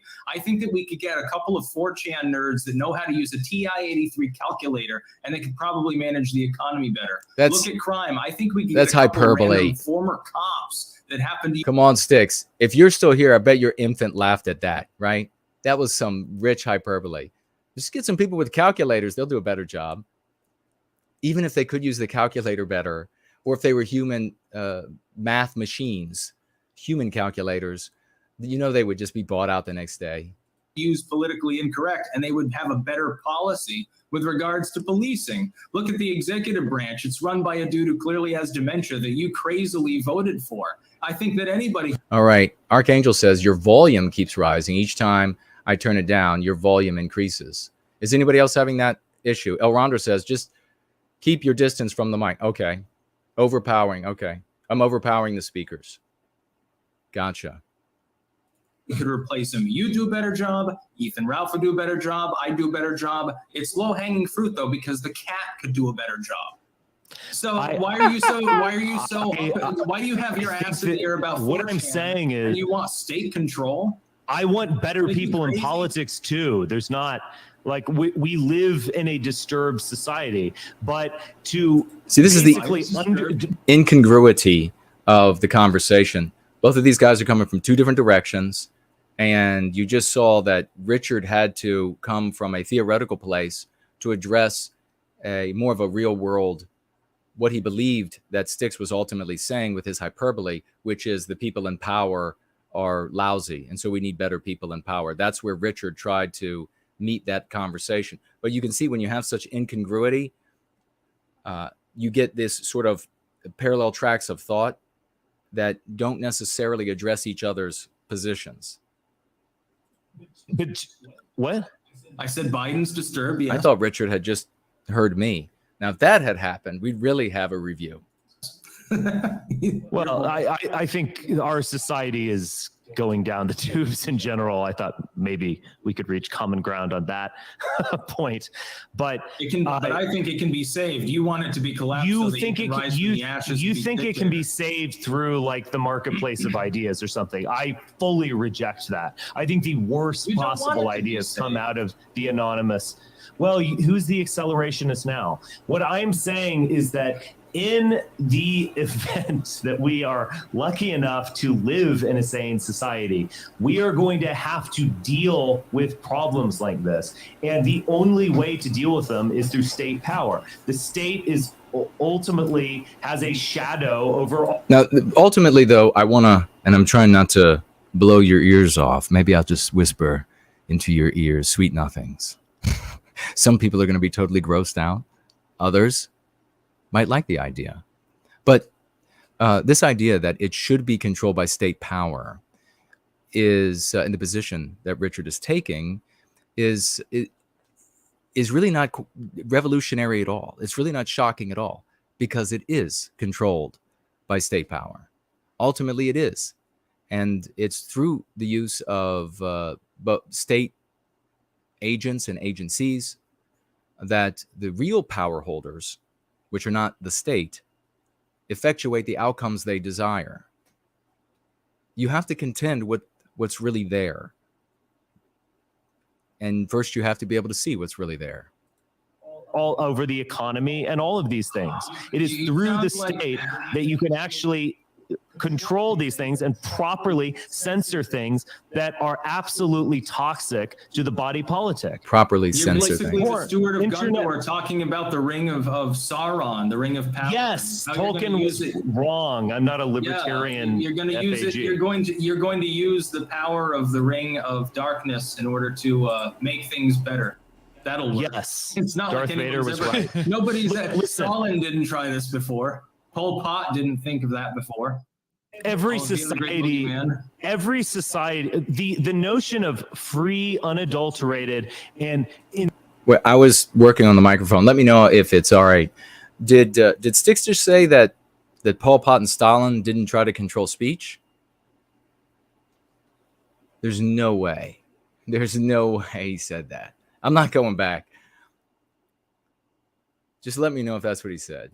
In some degree, inconsequential speech is a... I'm going to share a take with you all from this conversation that is, I've already shared several takes, very powerful. You all can go out into the world, destroy folks, entertain your friends with them. There's a couple more coming, at least one that I already had in my head that I thought a little bit ago that you'll really enjoy. Very tenuous, contemporary, and you can say briefly concept. You're using Stalin and hold on. I'll let you speak. Just hold on. You're using Stalin and Pol Pot as straw men of these like horrible people who murdered civilians. Every society, every state and government has engaged in censorship, including the United States. It's not just engaged, has, but is and always will. It always will, to some degree. I mean, you have to accept reality, right? To some degree. This notion of benevolent. The last... I mean, you also, when I'm talking about these principles, holding these principles above the flesh that creates the principles, not only does it enable or cause rather a person to submit to the principle to their own demise, which is what happened to Western kind, but it also is it's the camel's nose under the tent. It's an argument that an unsavory character can make. You, my friend, you have this principle of freedom of speech. So you have to allow us to come in to talk about our anti-white ways. You have to allow us to come in to get to the children with our ideas. And then they said, well, that is true. That's, I'm an honest person and that's true. So, yep, there you go. See how good of a person I am? And now we have what we have today. That's not the really powerful take that y'all are going to like, but we have had this kind of consequence-free notion of free speech for about 100 years, and it ultimately derives from Oliver Wendell Holmes. But that has led to absolute chaos in society. It is, the porn question is just so obvious. I mean, I think everyone agrees that, things like child pornography or abuse or whatever, that is absolutely illegal. Yeah, it violates the NAP, so of course it's don't give me the NAP crap. Of course I will. Okay, well, I'm glad we agree on that. Okay, but no one can deny how toxic even vanilla porn is, at the very least in high consumption.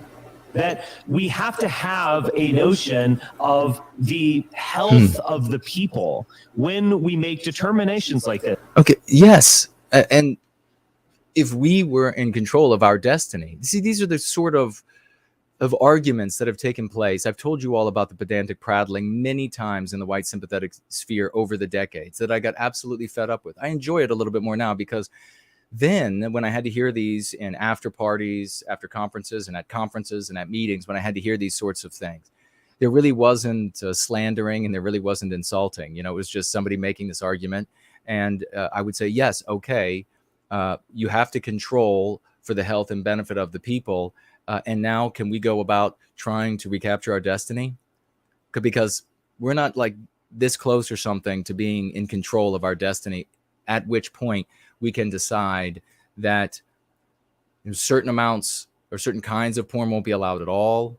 And maybe you have a very severe punishment, like putting them on a Procrustean bed or something, just ripping them apart for child porn and whatever else, harming animals and whatever else that we decide, and decide that regular access to pornography should be mitigated somehow to make it a little bit more difficult so that people don't waste their lives just consuming. They get addicted to it like anything. Great. Those are positions that we can take when we recapture our destiny. Until then, it's pedantic prattling. It isn't just criminality, and it isn't just the non-aggression principle. We have to recognize that. Does this have anything to do with 4chan's existence? I'm using an analog of other things. Politically incorrect, which is the board that you really have mentioned specifically, is not a porn board. It explicitly bans porn. So why do you have a problem with the whole site? So why don't you just propose right now that 4chan is did Styx say that he's on 4chan? And like, or is it just like, is it like this point of, I guess, of free speech that he just wants to defend because he's libertarian? 4chan gets rid of the porn boards and politically incorrect can stay and continue to meme you. So oh wait, he did say earlier that he was on 4chan. You're just strawmanning the situation. If all they were doing was memeing me, I would not make an argument of this magnitude. Okay, we've heard it. 4chan, please meme Richard Spencer. Stop uploading porn. I want you to block all porn with Andy 6 log of shit memes. Okay, I co-sign on that. Command. Yes, don't do anything but Spencer memes. I co-sign. Yes. And Andy 6. That's not pornographic either. Okay, I'm using pornography as a bit of an analogy, but it's something else that I would want to ban, in the sense, or ban, strictly limit. In the sense that pornography is deeply unhealthy, and it is not an aphrodisiac. If you allow me to extend this for a little bit, Why? Why do you want to talk about that? That is a very strange thing to go into. I almost said to get off on, but since I'm a good boy, I would never say anything like that. Contemporary pornography is not like pornography of yesteryear. It is not an aphrodisiac. It is a sex substitute. It is even better than the real thing. So Victorian porn is your aphrodisiac. Have you seen some of the weird stuff that they did? No, that is a really gross thought. That is funny. So contemporary porn, if your great grandma got naked, that's okay to Richard Spencer. If your sister gets naked, that's a totally different story because it's not in black and white anymore. No, there is. Ooh, both of those were just so wrong. I will shower after this. Fundamental difference between high definition on demand porn everywhere on the internet. That is fundamentally different than the way that erotica was consumed in past ages. No, we have to recognize this problem and not see it abstractly. No, like, they had deep shows that were way weirder, dude. Have you? I think that yes, there are legitimate arguments to be made about making access a little bit more difficult, but it's not whether or not it's an aphrodisiac. That's like, it's another universe of wrong. I'm not talking about weirdness. I'm sure there's weird shit, of course, but the just the physical act. I'm sure there was weird shit. Or riding a horse to a peep show and seeing that it's in a limited quantity just by necessity. The ability for young men to exist online and have no connection with the real world, no connection with actual sex. Which is, of course, like you think the average major 4chan problem. User, you're basically making the same stereotype about 4chan users and so forth that leftoids make. Oh, have sex, incel, you have no life. I use 4chan. Yeah, I right. have 4chan. I'm not looking at porn. I'm happily married. I have a life. I have a career. It's got a better redemption arc than yours. So what's the problem? Oh gosh. If I want to shit post on 4chan and I want to do it anonymously, now that was an actual, I would endorse. I do endorse that sort of slander in the midst of a blood sport debate, right? The other ones where it was just like we're just gonna talk about your position is totally illegitimate because people made fun of you. Not so much. Because I'm wanting to have my jollies because I've got 10 minutes to spare or something. What is it to you? The notion you're making an what does he get his jollies? Anecdotal argument. I mean, I'm glad you're. No, I'm not. I'm glad you're happy, Styx. But I'm glad you're happy. 99% of users are acting like who's winning? Is incredible. Is Styx winning, and why? 99% of them are acting like you is also incorrect. Is Richard winning, and why? Claim. I'm not making that claim. They at some point they have people a life. They go to need work. to save They need to consider the salus populi. They need to consider the health of the people. He's gone and Latin. make But what a if they're determination perfectly healthy that and they're isn't just just sitting based there? on like abstract notions of freedom. Yeah, there's a weapons There are page bigger on questions 4chan than as that. well. There's no porn there. There's nothing degenerate according to your sensitivities. It's people talking about the guns they own and various tips and so forth. There's an origami page on 4chan. Do you have a problem with origami? Someone might make an origami vagina, so keep that in mind before you answer. Oh my gosh. No, but This is the redemption of 4chan. I never knew it was such a wholesome yet vagina-laced environment. for your depiction of 4chan as this like your depiction, if I listen to you about 4chan, it sounds like Etsy or something. That's not what it is, and you know it. I say that It is was an edgy eBay Etsy style site. I'm just saying that there are non-porn boards. That's the majority of them. I don't Yes, go to if the, I that's don't go to all it porn was. boards or If anything that's like that. all it was, there wouldn't be a serious issue to discuss. There is none. The serious You issue. brought it up There- and the there is ADL has none. brought it up. That's basically it. The legacy media and Richard Spencer have a problem with 4chan and BitChute and literally every other site. BitChute doesn't have any porn on it, but it got panned by the ADL. Do you have a problem with them? You can have an account on there. You don't have to provide your actual information and say, hey, my name is John Smith. Do you have a problem with that? What about Is there Odyssey, any- where we're streaming right now on YouTube? I'm Styx Hexenhammer. Tarl Warwick is not my account name. Do you have a problem with that?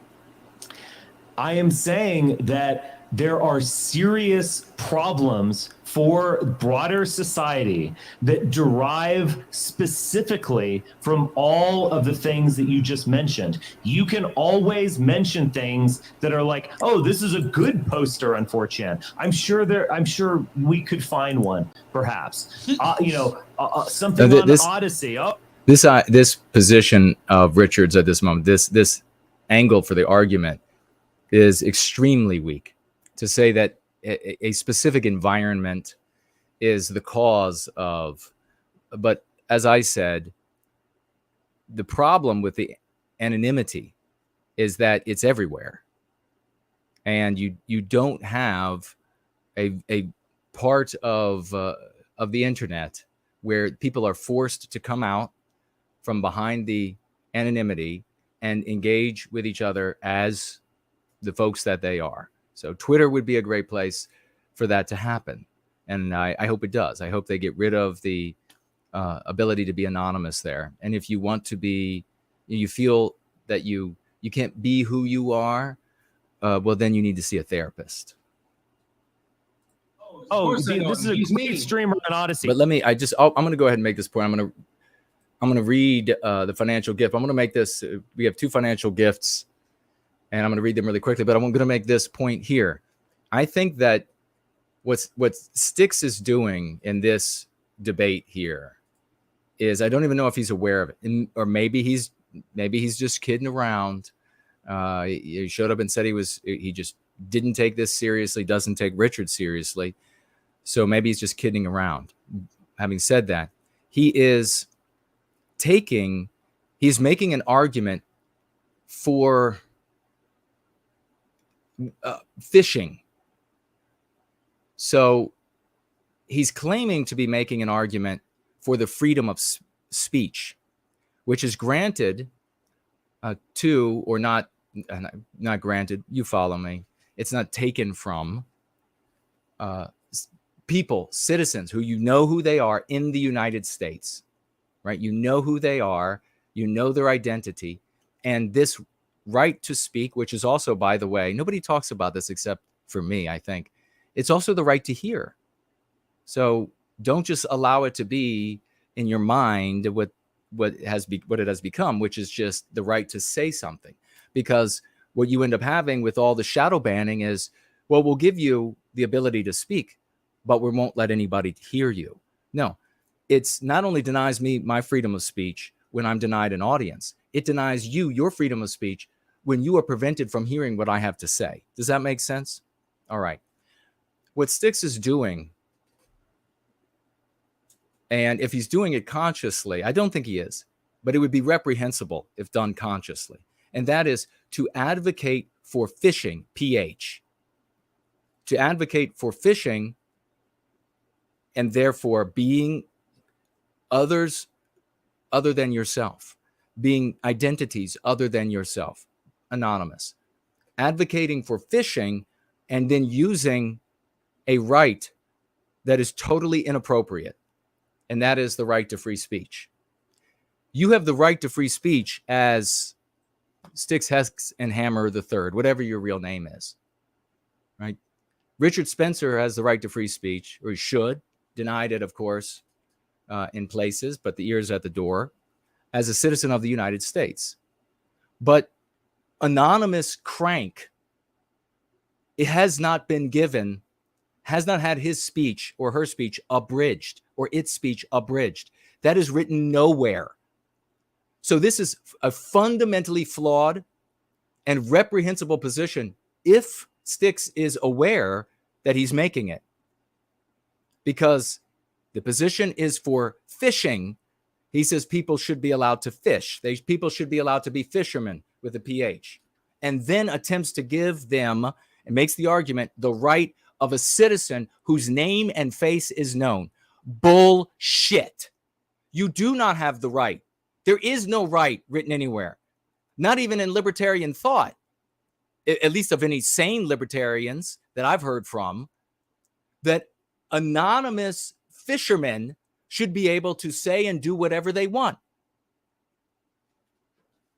because of the right to free speech in the American Constitution.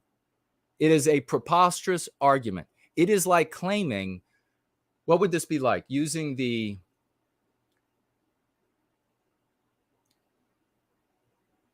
if someone said a man dies and someone, by way of a communique, says, I have the right to the inheritance because I'm the child. And the document, the will, says the inheritance goes to the child. But this person appears in only a fisherman's state, if you will, not in their actual person, not in their actual body, not in their actual face and name of who they are. You do not get a right. You do not get a privilege from some other area in this case, to be a fisherman, to pretend to be anybody and nobody. You want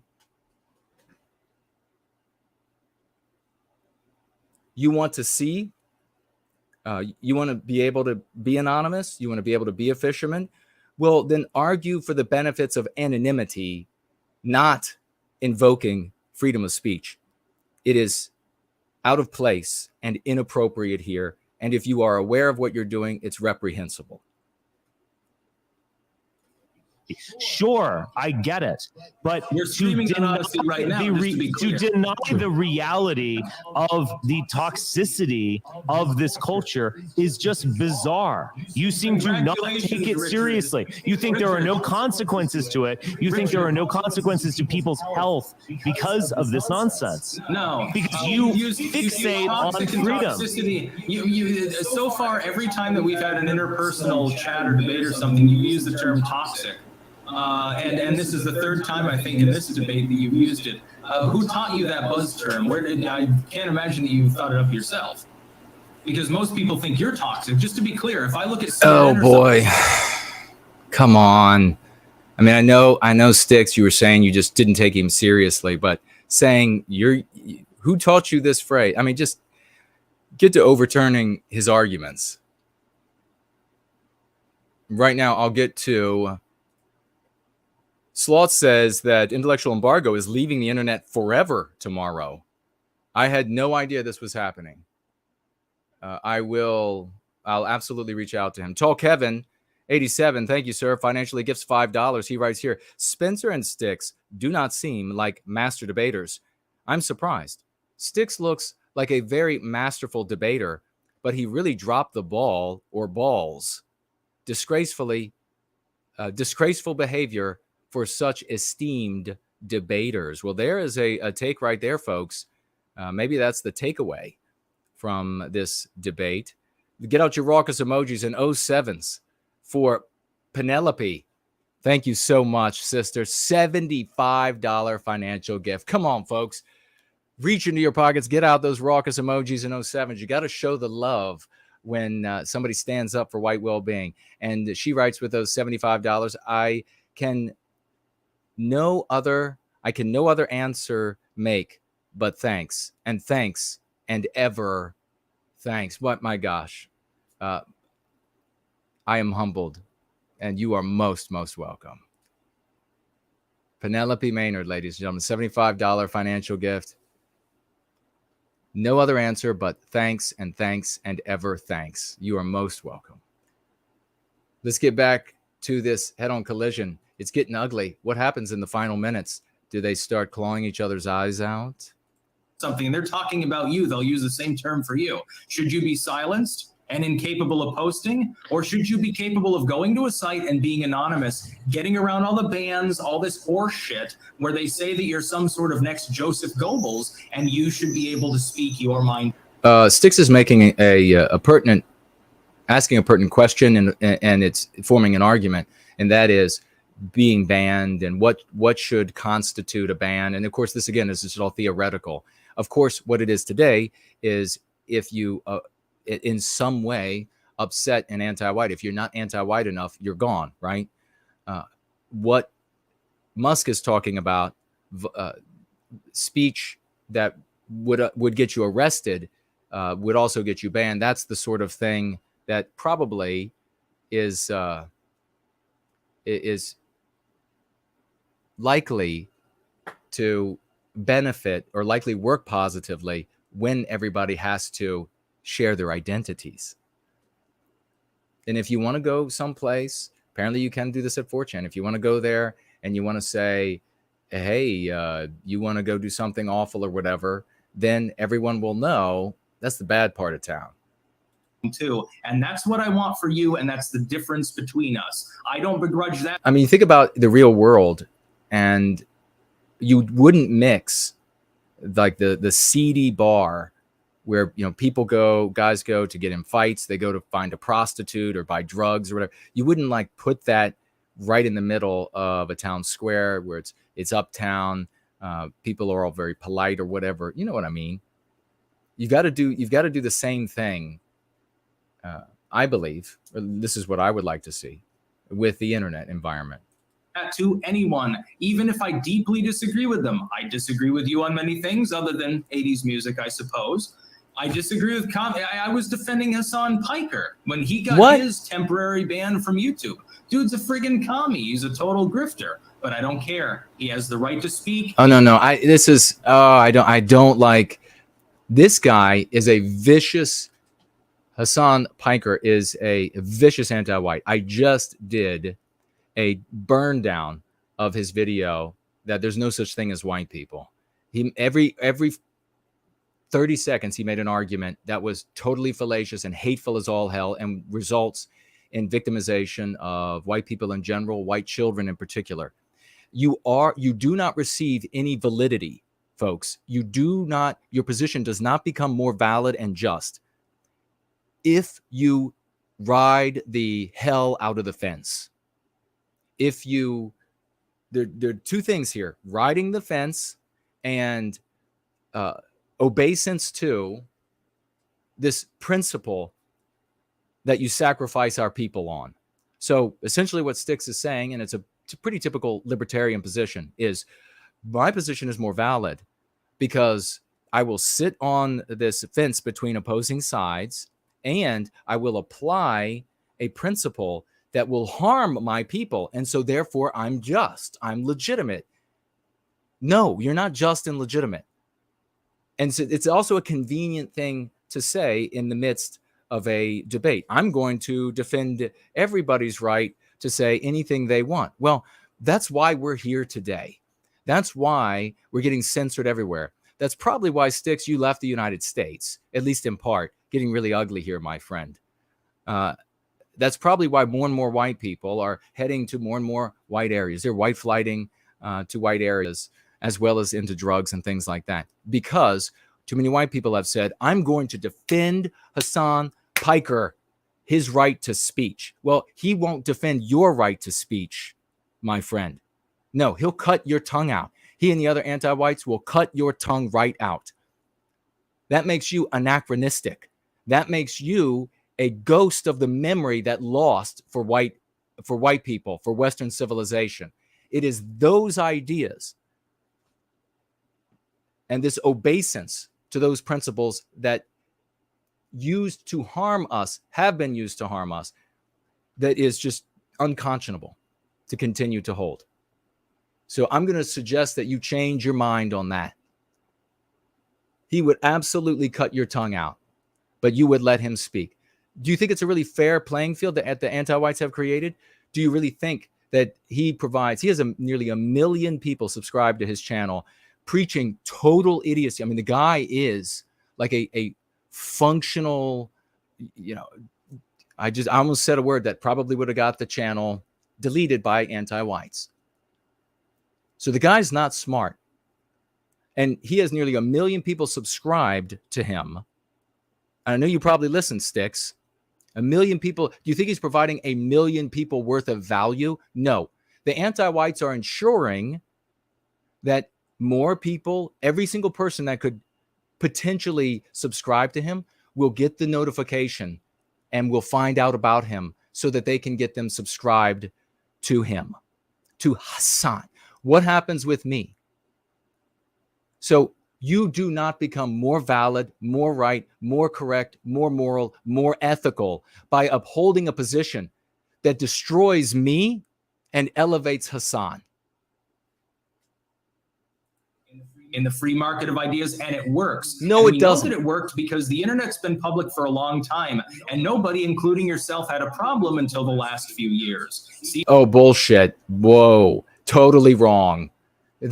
Nobody had a problem until the last few years.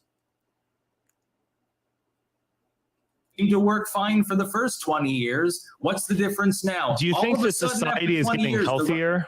All of a sudden, after 20 years, the Russians said, oh, hey, we overlooked this internet thing before, but it's actually pretty great. We can influence more people here. Do you think society is getting better with all of this freedom? I think that the freedom aspect is great. I wish we had more of it. Society getting worse has nothing to do with people expressing themselves. Over the last half decade, we've seen less and less expression. If society is getting more unhealthy, we could correlate it with more censorship now, couldn't we? No, not at all. Not at all. I mean, a correlation in the most generic sense, but it has nothing to do with it. The fact that society is getting worse is because there is more anti-whiteism. It's getting worse for white people. It's not getting worse for non-white people, except for those non-white people who want the things that Western kind produces, which is Western civilization. So for them, it's also getting worse. But generally speaking, anti-whites of all races, including white, non-white, etc., they're riding high on the hog in civilization today. So who's it getting worse for? It's getting worse for white people. And the reason why it's getting worse for white people is anti-whiteism and anti-whites. It's not that there's a lack of just a generic lack of speech, because then you get back to, and again, this is the thing that white people do. They suddenly think, I've got something here. I'm legit because even if it hurts me, I hold it. Well, it has fucking hurt you. And it's ruined the world for your children and the children to come. Well done. Thank you for being such a dipshit.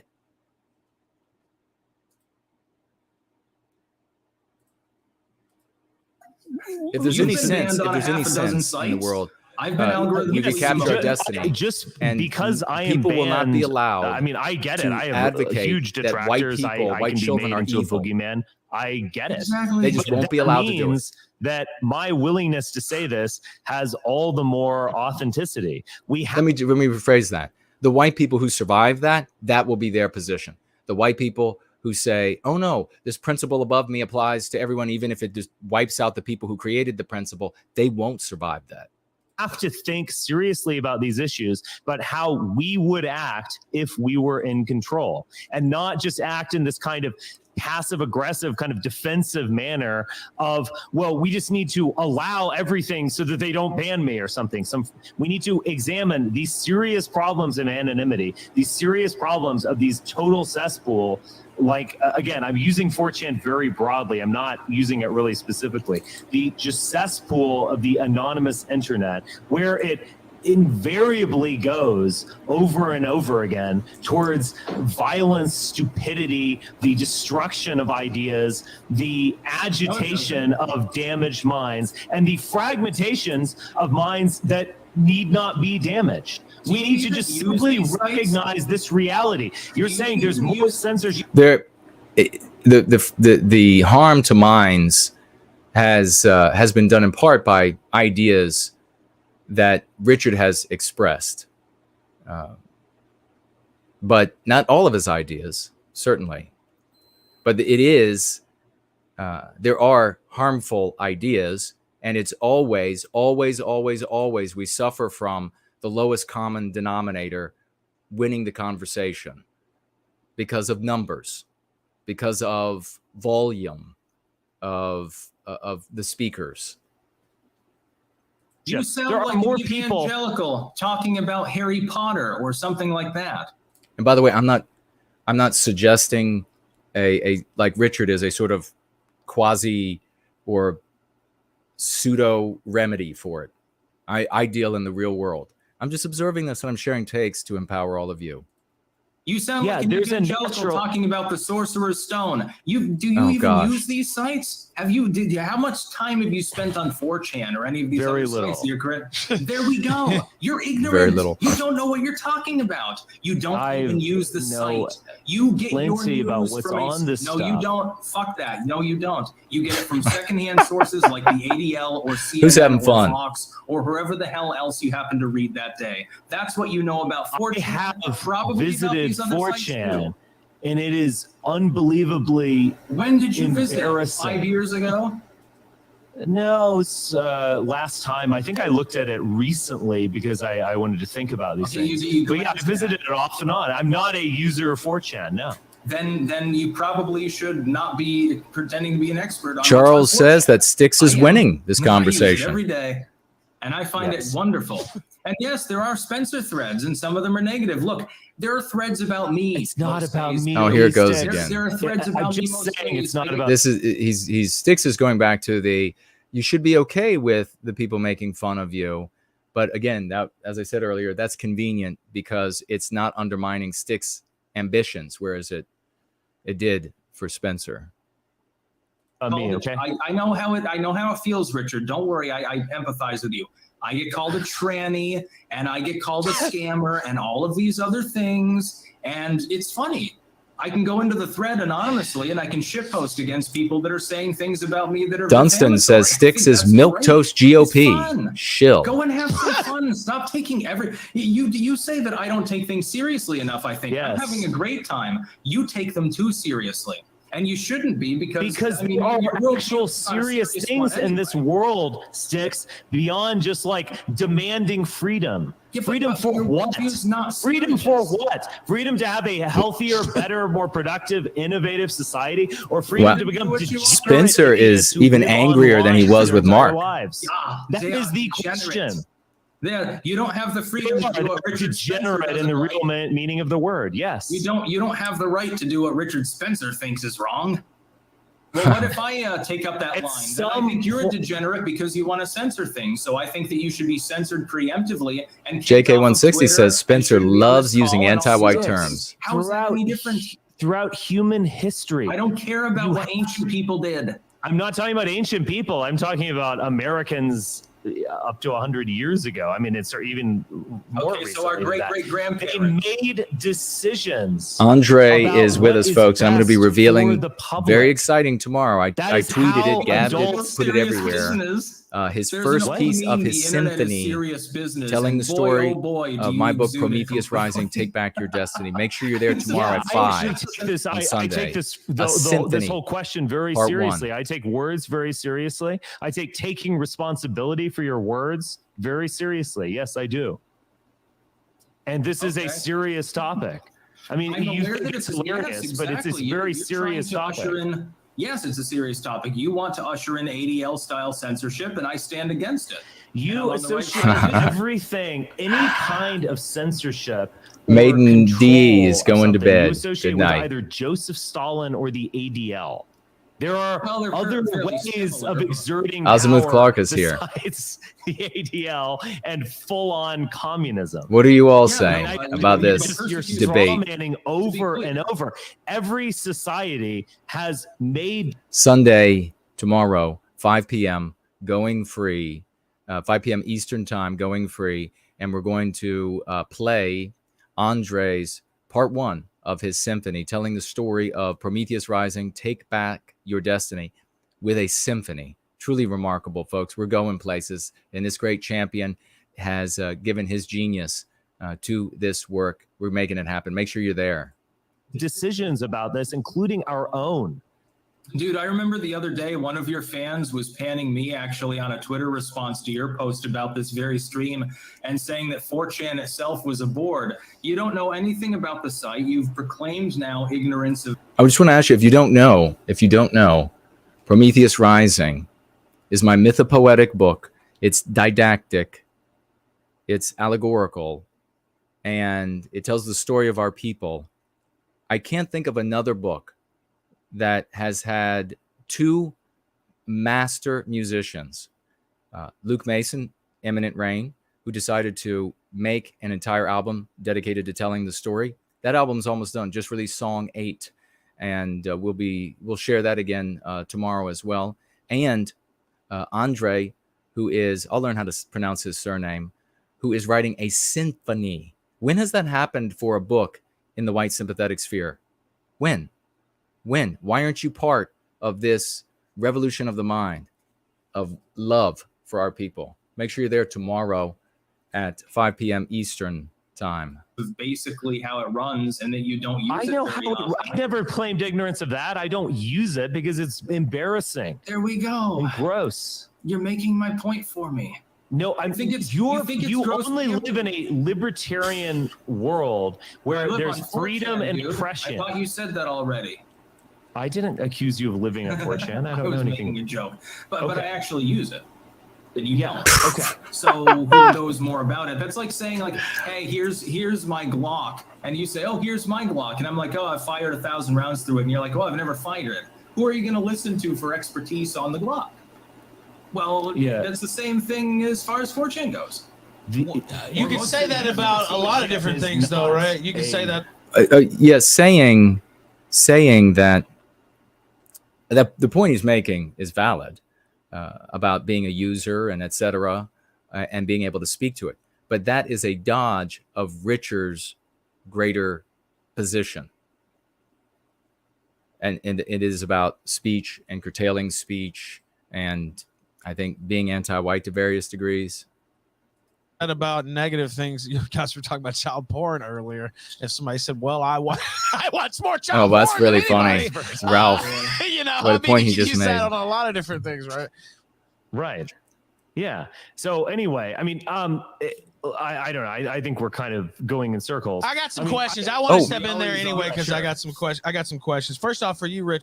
We also, JK160 is reminding me, I was thinking, and I was like pulling the reins in a little bit about Prometheus Rising and all of the marvelous contributions. I didn't mention there is poetry, there is art people have drawn, people have digital. I mean, Groundhog Fury has made just miraculous artwork for Prometheus Rising, Take Back Your Destiny. But we even have an album made by, of course, the great For Null. He doesn't tell the story with his magnificent music of Prometheus Rising, but what he does is he uses characters and names of places to create his own story with his album. So it's sort of like a fan fiction, and it's taking it another direction. It's out in space. It's about something called the Quendelin Zone. Definitely. This has never happened in the white sympathetic sphere. You should tell everyone something special is happening. Richard, since I gave him that one, I was going to ask you a little bit of one here too, a little adversarial. We're going to be the history of wrapping it up here in a itself, minute. there's plenty of examples of Federalist Get your papers, thoughts of in. I'll course, read your famously, thoughts. But all throughout Tag history me as of No White anonymity Guilt. being used for political speech. Like, how do you even justify what you're saying, basically, to censor the internet in this way? I think anonymity, a pen name, or is obviously used in all of these things. Now, people usually almost invariably get found out. I mean, we know exactly who wrote every one of the Federalist Papers and who might have contributed to two and so on. Who cares? So it's a certain kind of pose. Okay, I'm going to take a moment here to give me your thoughts. Give me your thoughts. Who won this debate? Why did they win? Who did poorly? Why did they do poorly? Tag me as No White Guilt, and maybe I'll read your thoughts. You can also, I'm going to ask you, if you're watching in replay, give us your thoughts below. Same exact questions to you all. Who won the debate? Why? Who did poorly? Why? What points were made that you thought were powerful or weak? And why? Share all of that. We'd like to hear what you have to say as well. Now, what I'm going to say is when people in debates or conversations, when they resort to points from other periods in history, when they start talking about other periods in history, even when it seems like there's a direct linkage to what you're doing now or discussing now, it almost never is. It is for display. It's like plumage on a peacock. It's for display alone. You don't know the zeitgeist. You don't both all of the people involved in the conversation. Try to follow this. They don't have the zeitgeist in their head of what was the norm and the feeling of that day. They don't have the norm and the feeling of the news of that day. They don't know how the population was feeling and responding. They don't know the different currents that were taking place in society at that time. All they can do is they might list a thing or two that supports the thesis, their argument that they're going to make, the point that they're going to make. And then they attempt to make it. It is, whenever people do this, whenever they say, I'm right because in 1827, XYZ, or I'm right because of in 1430, immediately it is inappropriate. This is not the environment that whatever that thing is that took place in. Unless you're talking about some of the most basic drives of the human animal, you are making a point devoid, totally denuded, totally stating a fact, totally denuded of all of the context, with the exception of pulling a piece of bark here or a piece of bark there off of this completely denuded tree that supports the position you're trying to make, the thesis that you're arguing. So this is why I don't have very much respect at all for people who are wonderful historians and the things that they know. I respect them when they're teaching about history, when they're teaching and doing their best to give you knowledge about a period in time and the events that took place. But when and you see a lot of these sort of people who are really just kind of like mountebanks or toadies, and they glean information from history, and then they will regurgitate it as the frame for the argument that they're making today. And none of it is applicable. None. Zero. None. Unless it's the most basic human drives, neither of you or the totality of the audience could possibly know all of the constellations of numerous factors that influence thoughts and actions, emotions. I mean, just alone the temperature before white people created climate control. I mean, maybe they didn't, ask CNN. These people were operating maybe like today at 97 in Virginia. What does that do to the human psyche in those environments? It is totally useless. You can very scarcely take lessons away from that sort of examination. It's just a display of knowledge and people of things memorized, the recitation of things memorized. And people really need to stop looking at that as thinking. That's not thinking. You know what? I just put 2 and 2 together. I'm going to nail it to a cross right now. And that is, we complain, rightly so, about women confusing emotions for thought. You know what guys do? They confuse the recitation of knowledge for thought. Wow. That is a big ass takeaway from this, my friends. Men confuse every bit as much as women confusing emotions for thought. Men confuse the recitation of knowledge as thought. Neither of those things are thought. That should be reproduced everywhere.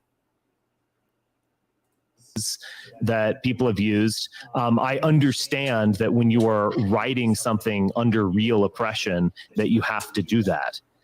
If we were living under actual Stalinism or something like that, we might not, we certainly wouldn't be on this podcast. We would be, handing notes to one another and protecting our identities. No one is living under that level of protection. No one is a whistleblower. This is so what he's trying to do. He's being an apologist for his position by saying the censorship is not that bad. So what I'm arguing, this is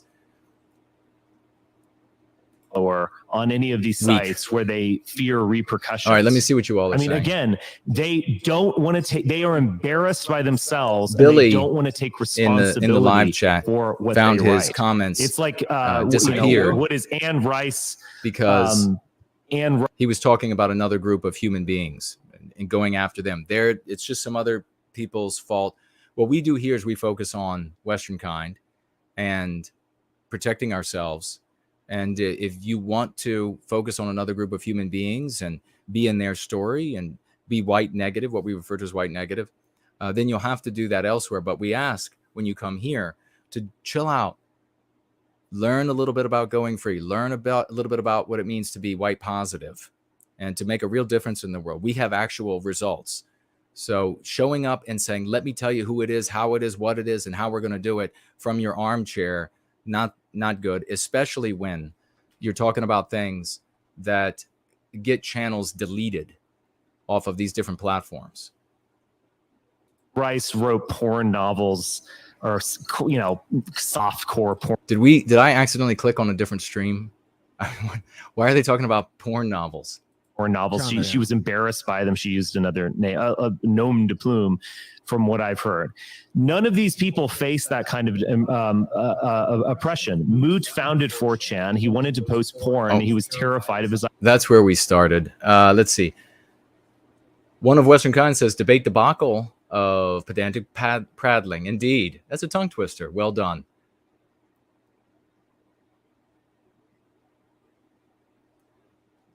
So tag me and I will read your thoughts.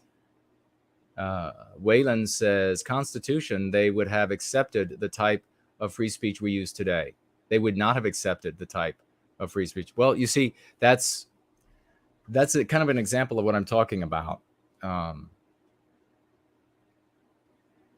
Waylon goes on to say, Styx is winning because he is staying within the constitutional lane when it comes to free speech.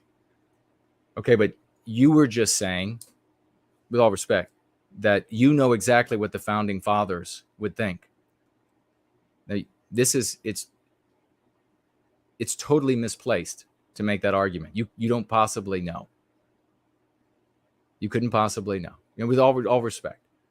Waylon says, Richard is correct on the fact that during the inception of the law, the Constitution, they would not have accepted the type of free speech. Well, again, Styx is arguing, I see what you're saying. I see where you're coming from. Absolutely. And thank you for participating. Waylon is a great guy, shows up here, and count on him. But Styx, of course, is arguing for a right while his position is that fishermen, PH, should be allowed to be everywhere and that there's somehow, they should have the right to speak. And I say, in the ghetto, in the squalid areas of town, where people know that kind of thing takes place, sure. But I think it shouldn't be allowed on the larger platforms. People should be known on the larger platforms. And I'm not suggesting that government should make that happen. Brandon says Styx won because he at least rides the fence full time. Pitiful as it is. Spencer is a turncoat, traitor, defector, slimy. Thank you for that.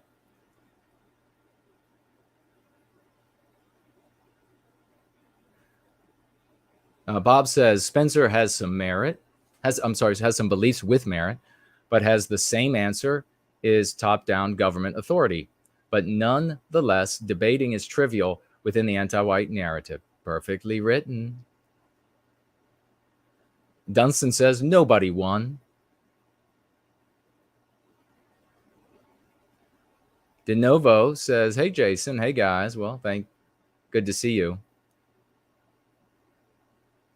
All right. We are going to roll out as this is the end of the debate. And get your thoughts in, though, quickly. I'll read your thoughts and maybe respond.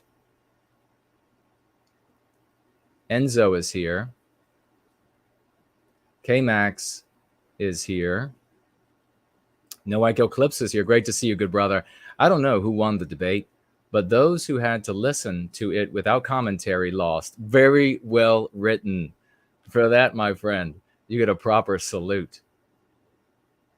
Oh, Roy Danton, another proper salute. Roy said, it's very clear who won this. You did, dear brother. Thank you. Thank you, good sir. That's magnificent. Bob says, build strong family structures. Amen to that. Really appreciate you all showing up today for this. Let everybody know. Get the URL out there so they can have a look and replay. Who is that over there? Canute, is that what it says? It says Promethean Hails. Good to see you. Who is that? John over there on D Live as well. Odyssey. Aurora. White Well-Being Advocate over there. Great to see you all. Let me do this. I will come back briefly. Still looking great. I can head out into the weeds, into the hinterland. Hey, a big thank you to everybody who's a fan of Styx who showed up. Please subscribe and share the work that we're doing with your friends and family. Everybody who's a friend of Richard Spencer, who watches Richard Spencer, thank you for showing up. Please subscribe, share the good work that we're doing. And a salute to both of these gentlemen for going at it with each other. Good for them. Glad they had the balls and the laughs and the time to do it so that we could investigate it together, because otherwise I would not have had an opportunity to share with all of you the masterful points that I made over the course of this review. So please, I hope you took them down. I hope you will share them all over the place. And I hope that you will bring as many people as possible back to Going Free. We're running out of time. We got to do what works. Roll out.